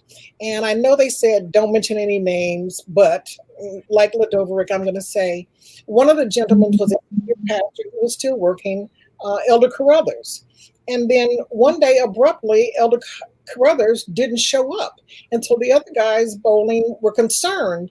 And Joseph called Elder Carruthers and said, hey, man, why weren't you with us this week?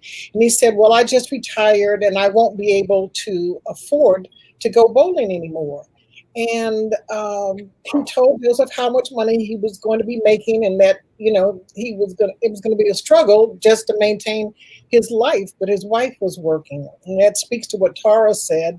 Those of us that work outside of the home support our husbands in ministry. And I've often said, when you see a pastor in a nice car and a nice suit and nice clothes, the wife is working and has a good job. But anyway, I digress. So my husband said to Elder Carruthers, please come, and all the men shared in his expenses. But after that experience, Joseph said, I have to do something about this. Well, you've heard all the stories, you've heard all the backstories about it, how it's coming together, but that was the influencing factor on Joseph's heart for knowing that he needed to make a difference. And if you know Joseph, he does not have a problem standing up for something. Anyway, as he laid the foundation, and you've heard that backstory, and he was receiving a lot of, I don't want to call them threatening phone calls, but very strong phone calls from people trying to discourage him from starting the plan, and even some of his fellow ministers and presidents. But he was determined to go forward. And I remember we were sitting at our kitchen table one day and he said, Judith, I'm getting a lot of flack. He said, I could get fired behind this. How do you feel about this? And I said, I'm really not upset about that, but what would you do professionally? And he said, well, I could always teach. I could get certified and teach. You know, my background was history. He's very good in math, which is another reason why dealing with all these numbers was quite easy for him. And we have a daughter that's a math major, and that's where she got it. And I said, you know what, Joseph, I'd be very proud for you to be a teacher. I said, and plus you'd have the summers off and no more tent meetings. So I really hope you get fired. And unfortunately, he did not get fired. But to go through those years, and I just want to be honest here, it was hard. It was hard. It was hard on the family. It was hard to see people that you thought were your friends take opposing views. And I won't call any names on that negative note. But then when I saw, it's like, well, let me say this. So when it came together and he presented the idea, he had done all of his homework and the actuarial studies and the legal studies and presented it to the Black Caucus, Alec Bryant, I don't mind saying this, was the first person that came on board, and he never wavered.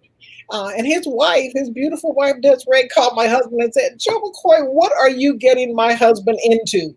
Because we all are, have personal relationships, but he never wavered. But no more of that backstory. One by one, as the men came on board, and some of their treasurers, some not, then they all contributed something more. It was no longer about Joseph and the homework that he was doing and the input, but every man that came on board added a new quality or perspective. And to see that team come together in full force and stood strong, it was a confirmation for me that my husband was not going to get cut off on a limb for taking a stand and nobody else be with him. And so I am very proud of him. And people told him that he couldn't go any further in the work. Well, he was already old. He was already old. It didn't matter. It didn't matter.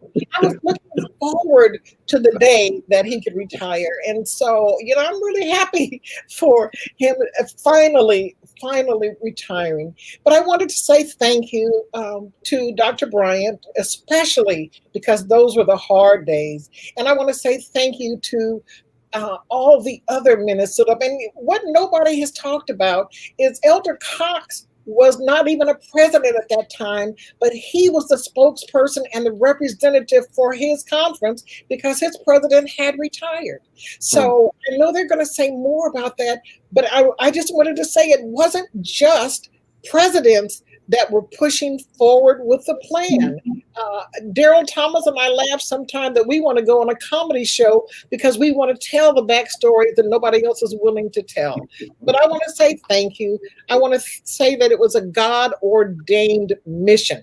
And so I heard Doverick say that there are thousands of people on this plan, and we cannot attend a camp meeting or any event in any other conference where people aren't putting palm leaves at my husband's feet and thanking him for that. So I just want to thank everybody, and I want to thank God for the regional conference retirement years. And Elder Cox is the one who gave us the theme for this program this evening, 20 years strong. Thank you, Elder Cox. Thank you, team. And I'm sorry for the technology glitch, and I'll give my chair back to my husband. Okay. All right. Thank you, Sister Judy McCoy. Elder Cox, Dr. Cox, as you listen to this, as you listen to everything that's been said by everyone, what thoughts do you bring to what thoughts do you bring to your preparation to assuming your role here? I would imagine that have to be very inspirational, but maybe even a little bit sobering too. But I don't want to put words in your mouth. Go ahead, share your thoughts, Dr. Cox. Okay, well, certainly there is a flood of memories that has brought me to this point. I listened to the stories that were shared. There are some presidents now, if they chose not to share the information, then that's on them. But there are some presidents that was actually fought against by their unions in terms of them remaining in office. It is true that union presidents came to our executive committee. I was in Allegheny West at the time, and our union president came to the committee. And from my perspective, and I'm not calling any names, well, I am going to call one name, but from my perspective, sought to shame our committee in not participating in this plan. There is a young man that who was at that committee that spoke up very boldly, and I'm going to call his name Bob Mounter. No, people don't know about it, but he spoke very forcefully in reference to the need of this plan that would enable, as others have said, for individuals to retire with dignity. Elder McCoy's family and my family have been close through the years.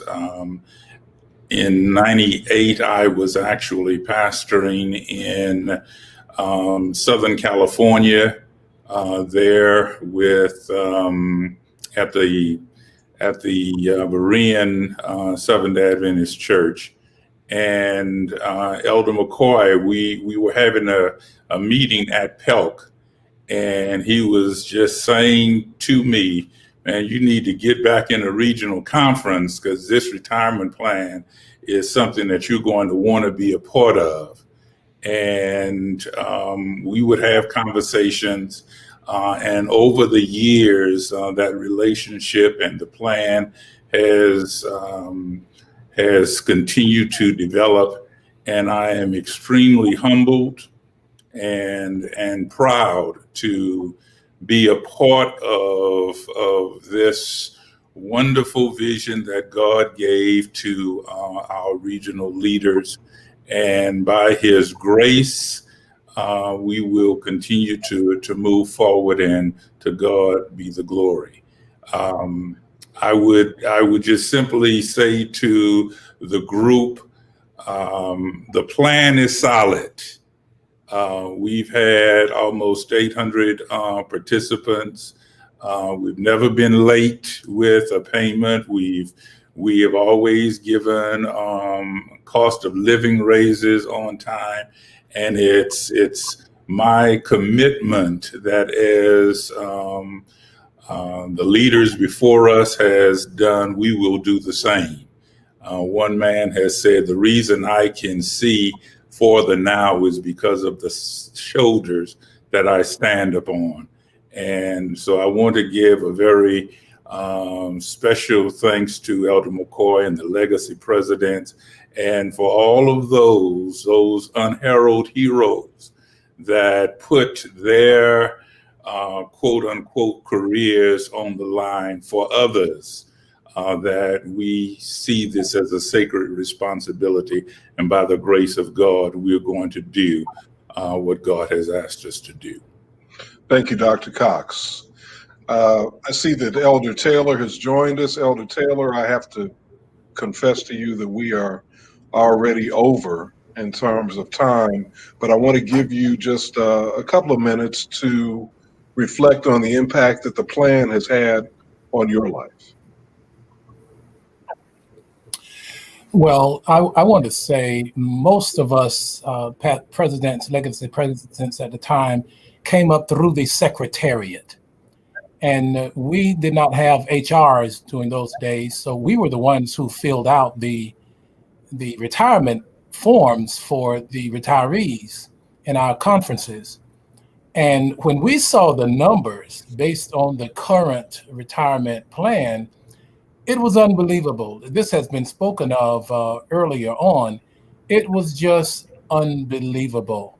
And I think that if I could put this in an astronomical kind of a platform, the Earth sits out here, and there are two forces on the Earth. One is centrifugal, and that keeps it from running out into the universe, and one is centripetal, and that keeps it from running into the sun.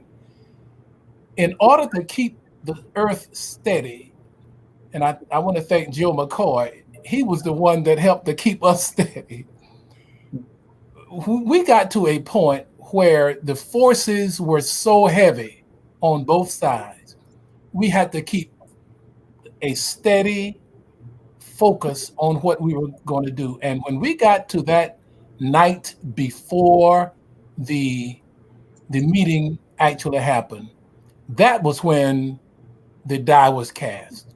We had to get down, and I remember we got around in a circle, and not everybody was quite ready, and that was okay. We just needed enough of us. And we got around in a circle, and we got on our knees, and we prayed to God to lead us through the next day. And I just want to thank God for the steadiness of our resolve to keep us from running into one another, to keep us from running into the church, to keep us from running away from our pastors and our workers. We were able to stay steady, and God was able to lead us. And I too would like to thank Elder McCoy for his leadership. We actually, one thing that we were afraid of, because we knew the man, he said if we weren't going to go, he was going to go with his own conference alone. And of course, we didn't know if that was going to be true, but we believed in his resolve to carry us all together steadily. And I just want to thank God that he brought everybody together at a time such as that. Elder Taylor, thank you very, very much for your sharing your thoughts. Dr. Cox, thank you. And of course, Dr. Cox, we're going to hear from you actually not too long from now, in a few minutes. But thank you for sharing your thoughts now as well. And we want to thank our dear sister Tara C. And also Sister Judy McCoy, Elder McCoy's better half, for joining us for this segment. I think we're slated now to have a presentation from or to hear a message from Mr. John Greed of Mutual of America. Hi, I'm John Greed, Chairman, President, and Chief Executive Officer of Mutual America Financial Group. This is truly a special year as it marks the 20th anniversary of such an amazing partnership between Mutual of America and the Regional Conference of Seventh-day Adventist Retirement Plan. I'm disappointed I can't be there in Huntsville in person to celebrate with each of you because of COVID-19 travel restrictions. But I know that Dobie Huggins is there from our local office and will represent Mutual of America well, as he always does with your group. However, this is such a momentous occasion, I didn't want to miss it, so I'm coming to you virtually via this video recording from my office in New York City. And please know that I am there with you in Huntsville in spirit. I pray that we can get back to doing these kinds of celebrations in person in the very near future. As we celebrate this momentous occasion, I also want to recognize the extraordinary commitment of the original regional conference officers, including Elders McCoy, Cox, just to name a few, and to so many others who worked so hard over so many years to make this retirement plan a possibility. Thanks to their vision and excellent stewardship over the past 20 years, working together with us, you have enhanced the financial security, retirement outcomes for every one of your members and their families. Despite having to deal with tremendously volatile financial markets, including the financial crisis of 2008, recession in 2009, and now a pandemic this year, just to name a few. Also want to say thank you on a personal basis. This is a special client relationship that I've been privileged to be personally involved with for 20 years. First 15 years in my prior role as the Chief Financial Officer, and the past 5 in my current role as our Chief Executive Officer. And it's truly been a privilege and an honor to work with so many talented, passionate professionals in your organization. I would also tell you that as a company, through our relationship with your organization, we've been privileged to witness firsthand the inspirational, life-changing work being done by your members each day, and it has inspired us and truly influenced who we are as an organization and as individuals. And while we are extremely proud of the outstanding retirement and investment products and services we have partnered with you to provide to all of your members the past 20 years, the special bond and the primary reason we work so well together and have done so for all these years is that our respective cultures and values as organizations are identical. Like you, Mutual America has a deep culture of caring, giving back, and making a positive difference in the local communities where we live and work. And we're proud of the fact that we have a consistent track record of doing so, even when the spotlight on caring and social equality was not shining as bright as it is today. In closing, I just want to say, as this incredibly challenging year comes to an end, Our commitment at Mutual America to providing excellent retirement plan services to the regional conference community is stronger ever than before. You have my word on it. So once again, on behalf of everyone at Mutual America, thank you for allowing us to be part of this amazing journey with you. We look forward to enhancing our friendship and our partnership in the years ahead. Enjoy the celebration. That's a wonderful message, Elder McCoy. So we're now nearing the end of the program. We've got, look who joined us. Michele Pruitt and Phyllis. All right, and Wanda. Very good. Good to see you all. This is the team. This is the team that has supported Elder McCoy in this journey and for this evening. And we're now at a very special part of the program, nearing the end. Elder McCoy, you want to lead us? And for this evening, and we're now at a very special part of the program. Well, I tell you, I'm looking at the outlay here, and we're recognizing our team. And let me tell you something. Elder McCoy, you want to lead us? Yeah, can you hear me? You can hear me, correct? Yes, sir. Yes, sir. Yes, sir. You see before you the people that operate this plan on a daily basis. And most of them, well, Elaine Olson is not present with us because she lost her father, and who was 95 years old or 97. He was up there pretty far. And she's in California with her family, and we're sorely sorry that she can't be with us tonight. Also, when I call your name, please I see your name tags. Wanda Lott is an administrative assistant. Phyllis Lee, you've heard from already as the chief financial officer.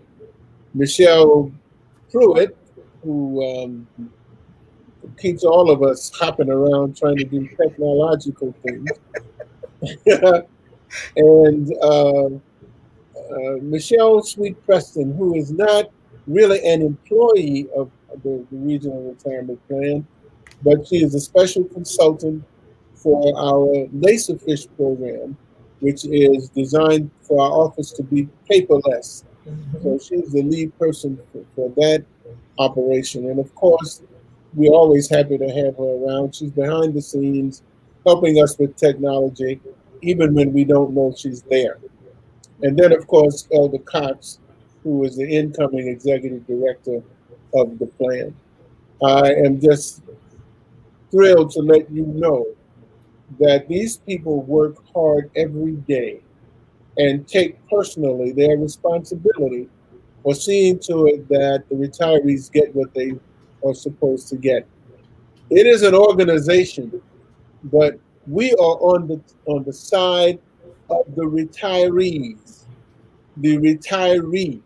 We are determined that they get every nickel that they earn, but not a penny more. But that's what drives us, and it has been, of course, a privilege to work with them over the years. All right. I believe I need to assist in going ahead and moving us now that we've been introduced, we're going to back out of the next program. So I'm going to say farewell to my teammates as far as Miss Phyllis, Ms. Wanda, thank you guys, Miss Sweet Pea. I said that online. So I just wanted to just tell everyone thank you for giving us this opportunity once again. So now we're on to the next part of the program, Elder McCoy, and I am going to toss it back to you so that you can now do what we've all came to see as well, and that is for your conversation and your transition with Dr. Cox. And we're going to hand it over to you. You know what, folks, I'm not very good at faking it, but I'm hoping that I'm handling this according to the plan and the time that has been allotted for it. It's time to transition in the leadership of this plan. For the last 6 months, we have been transitioning from me being the lead officer to Elder Cox, who has been the executive director elect. I will tell you that he is coming from the presidency of the Allegheny West Conference, but while serving there, he also served as the chairman of the board for the retirement plan. The executive director's responsibility is to chart the course and set the vision with the approval of the board. And there has to be a good relationship between the executive director of the plan and the chairman of the board. And as he served in that capacity and became far more inquisitive than most of the gentlemen who have had that position, it's been a pleasure to watch him grow and expand and have input into the vision and direction that the plan is taking. And so I'm very pleased, more than happy, to introduce to all of our retirees, Elder, Dr., Pastor William T. Cox, Sr., the new executive director of the Regional Conference Retirement Plan. Elder Cox, do you have a word you'd like to share with us? Well, I would just say to you, Elder McCoy, to our team, to all of the retirees, as well as those that look forward to retiring, that I am thankful to God for what he has done and believe that he will continue to bless this plan so that each of us will experience growth and dignity as we move towards years of retirement. To you, Elder McCoy, I want to thank you personally for your mentorship, your patience, the vision that you have set forth. And it's my commitment that that vision will continue to go forward. With decisions that are made, we want to make sure that our resources are secure so that when or if the Lord continues to delay his coming, we will be able to retire with dignity. So thank you. Well, thank you, Dr. Cox, Dr., Elder, Pastor, President. Elder Cox has a bunch of titles he brings with him to this responsibility. And what cheers my heart, we grew up in the same church down in New Orleans, Louisiana, and I don't know if folk caught it before, but our parents, our fathers and mothers were leaders in that church. And they were the men were responsible for planting the churches around the city of New Orleans. And out of that church has come at least 18 men who have gone into the ministry of the Seventh-day Adventist Church. And Elder Cox is one of that distinguished group.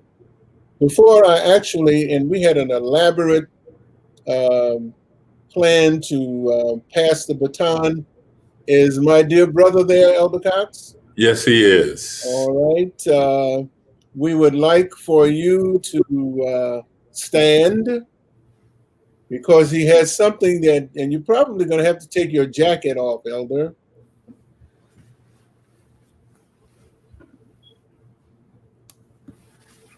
If you take off your jacket, we have a very special jacket that we want to put on you. Really?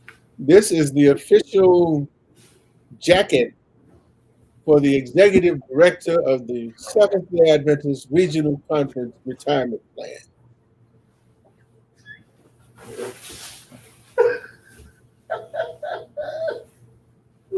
Well, he does not have it. He doesn't have the jacket? Doesn't have the jacket. Oh, no.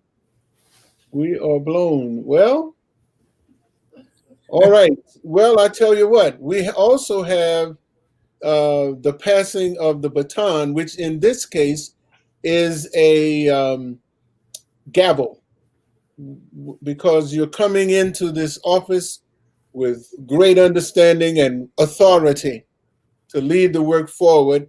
And it is my privilege to present to you the gavel for the signifying the passing of the authority from me to you, with the consent and the vote and the endorsement of the executive of the board of directors of the Regional Conference Retirement Plan. Would you show that to the people, Elder? It has your name and your title on it, signifying we have passed the baton to the next leader of our plan. Thank you, Elder Cox. Excuse me. Thank you. I'm sorry that I had you take your jacket off, because I thought that jacket was already there for you. But is that it? No, this is my. That's your own jacket. Yeah. Well, we have a special jacket for you with a patch on it signifying who you are. And I don't know what happened, but the glitches will happen in the program. Yeah. But finally, and I'm sure you will have more you would like to say, Elder. There is one gentleman that I want to celebrate tonight who is no longer with us, and that's Elder Frank L. Jones. Elder Jones was not a recipient of our plan, but he worked as though he was going to be a beneficiary of it. And we had very special things planned for him, but he passed before we actually could do it. But one of the things that was outstanding about him was we were traveling in an airport.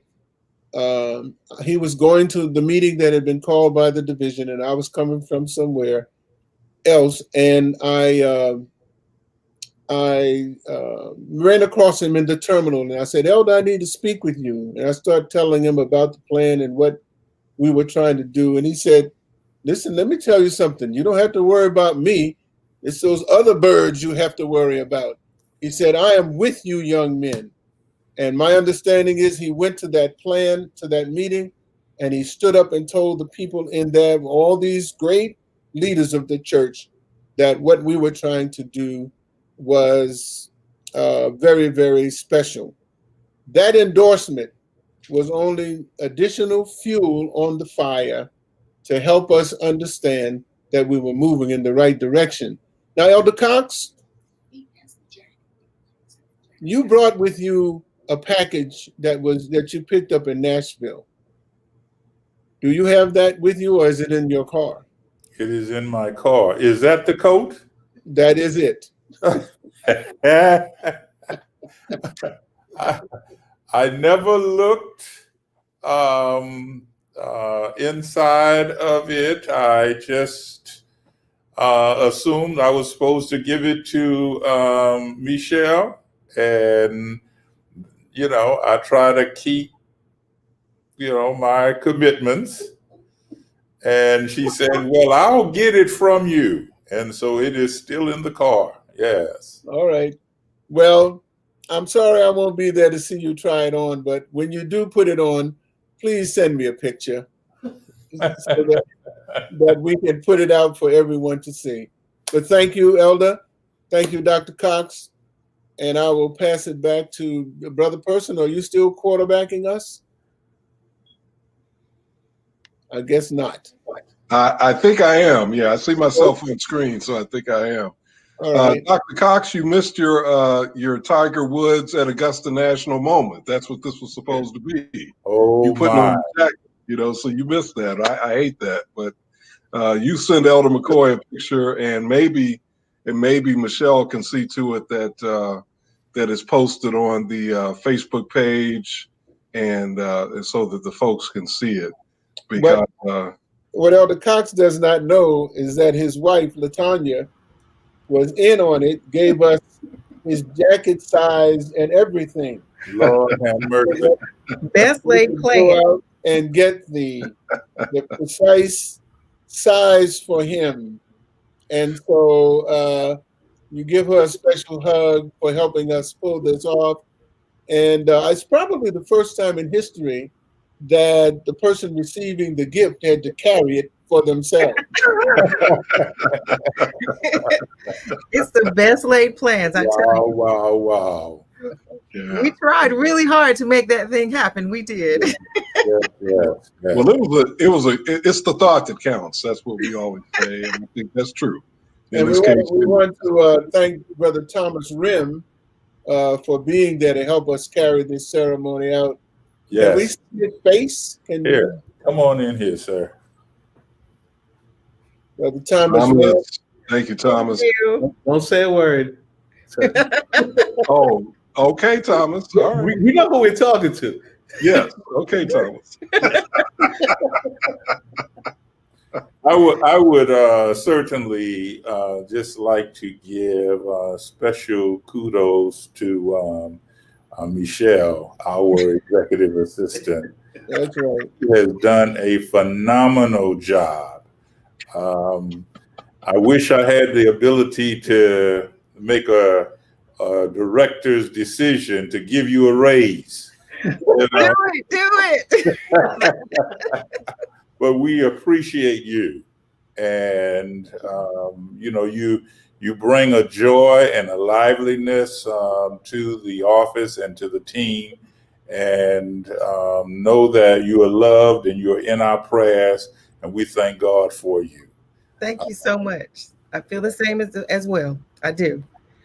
I want to put a plug in before we go, though. Remind all of the retirees about the gifts that they're going to be receiving. They are going to be in the mail to them. Don't forget to tell them about these gifts that are on their way. We have special gifts for them. We have one more event, and that's next Saturday night. We're having an old-fashioned social virtually, beginning at 6 o'clock next Saturday night. And we'll have a few other surprises for everybody, which will be our final event in this particular celebration. I will say to Elder Cox, and Elaine Alston will attest to this, whenever they talk about a raise, I will tell them to stand up, and then I'll spin their chair a little higher. So that's cold. That's not right. That's not right, Elder McCoy. But that's the way it is at this moment. But thank you so very much.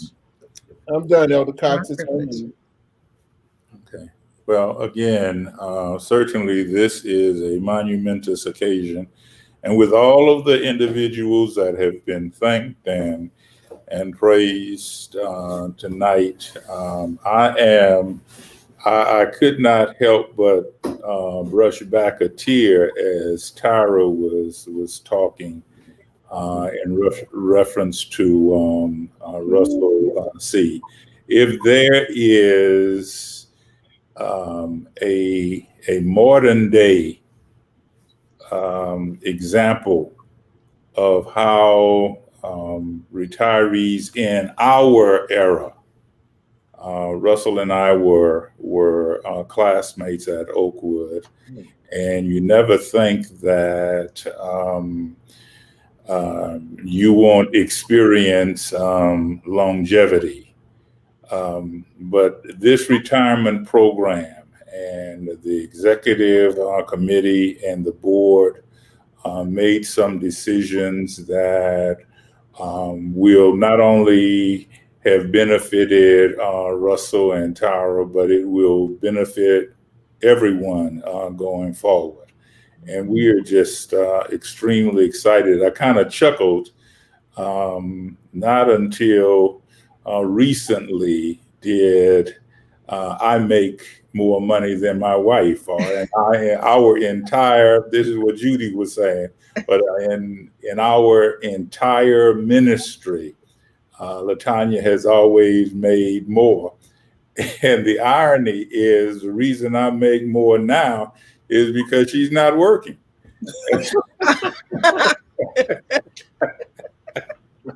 Wow. And so I do want to thank my wife how as this transition is taking place, and there are some challenges in that, but she's been very supportive, and I am very much appreciative of it. And we just look forward to occupying until the Lord comes, but the great retirement program is when Jesus comes, and we will be able to spend eternity with him. So again, thank you, Elder McCoy. Thank you, Legacy presidents.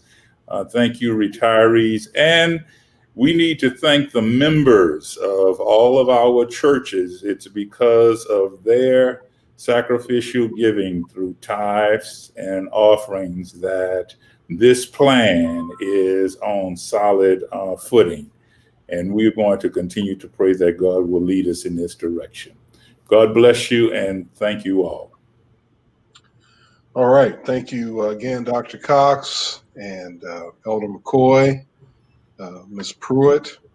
I guess we're at the point now where it's time for the benediction. Elder McCoy and Dr. Cox, I see both of your names here on the run sheet. So maybe I think it'd be appropriate for both of you to give us a benedictory prayer. I'll go first. Thank you, Lord, for all you have allowed us to do, for us to celebrate this tremendous program is an example of your handiwork. Thank you for blessing us. Thank you for leading us. And thank you for giving us the assurance that you will bless us going forward. Now, thank you for this program tonight, for all those who participated in it. And help us most of all to be faithful, because you help us to be faithful, so that we can see your face in peace when you come, because we ask it in the name of Jesus Christ, our Savior. Amen. Lord, we add our praise and thanksgiving to that which you have done. You have given us an opportunity to experience your love in a very tangible way as we await your soon return. It's our prayer, it's our desire that each of us, without the loss of one, will be ready to meet thee in peace. In Jesus' name we do pray. Amen. Amen. Amen. Amen. This has been a wonderful experience. Again, Dr. Cox, thank you. Elder McCoy, thank you. Ms. Pruitt, thank you. Elder McCoy, this, as I see it, is really your baby. And now you are passing this baby on to Dr. Cox, and it will continue to grow and to become, well, I guess it's already become a full-fledged adult in many ways. So thank you for what you've done, and for the positive impact. It's been powerful to hear these stories. Tara, definitely, Tara C., our friend, brought us to tears, but there were a lot of other powerful stories shared tonight. So thank you for that. We have reached the end of our broadcast. Don't forget again, next week, Michele, I think there's a special event. You want to plug that real quick before we go? I do. So we're going to have an old time social event through Zoom, and it'll be available for you to sign up. And we've got several games that are going to be tasked for the Zoom social. And everybody and anybody who will can join in, and we will run the games. It'll be approximately 4 games that we'll be running. So I believe you might want to sign in and just do it to just roll up your sleeves and have some good old-fashioned fun like we used to in the good old days. So it's a social fun and games next week. So look for the sign-up sheet. It's going to be posted on our website. We will do what we need to do as far as getting it on Facebook. So that you can literally go and sign up. You will have to sign up because we need your email addresses so that we can let you into the game rooms. That's it. I'll bring the jacket to the game.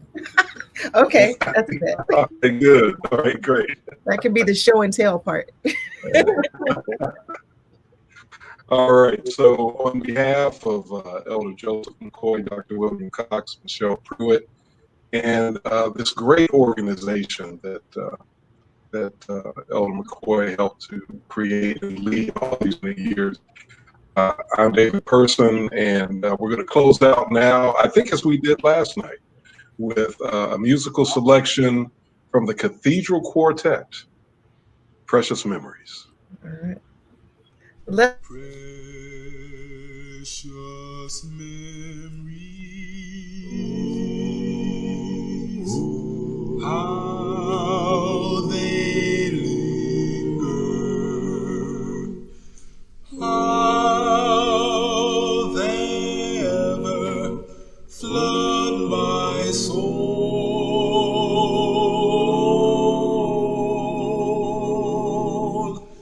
In the stillness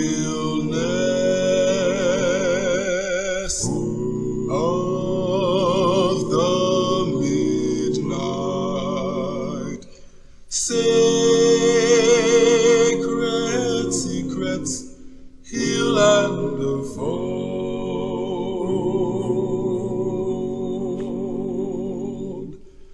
As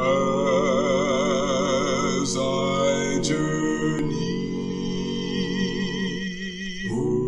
down life's highway, wondering what the future holds,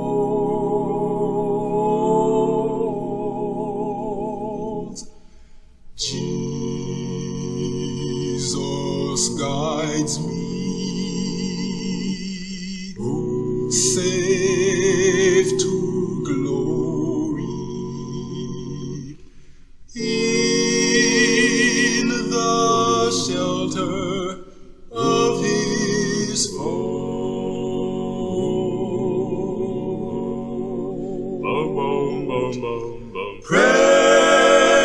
Precious memories, precious memories, how they linger, how they ever flood my soul.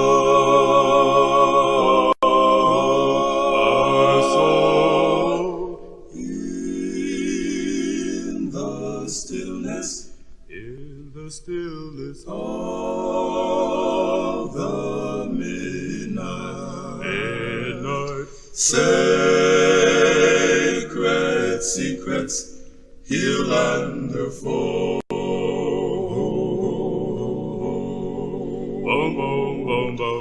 Precious memories, precious memories, how they linger, how they ever flood my soul.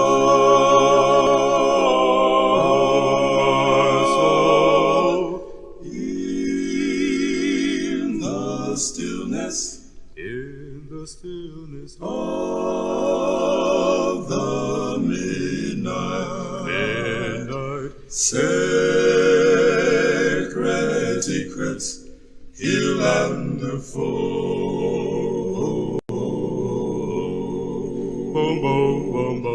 Sacred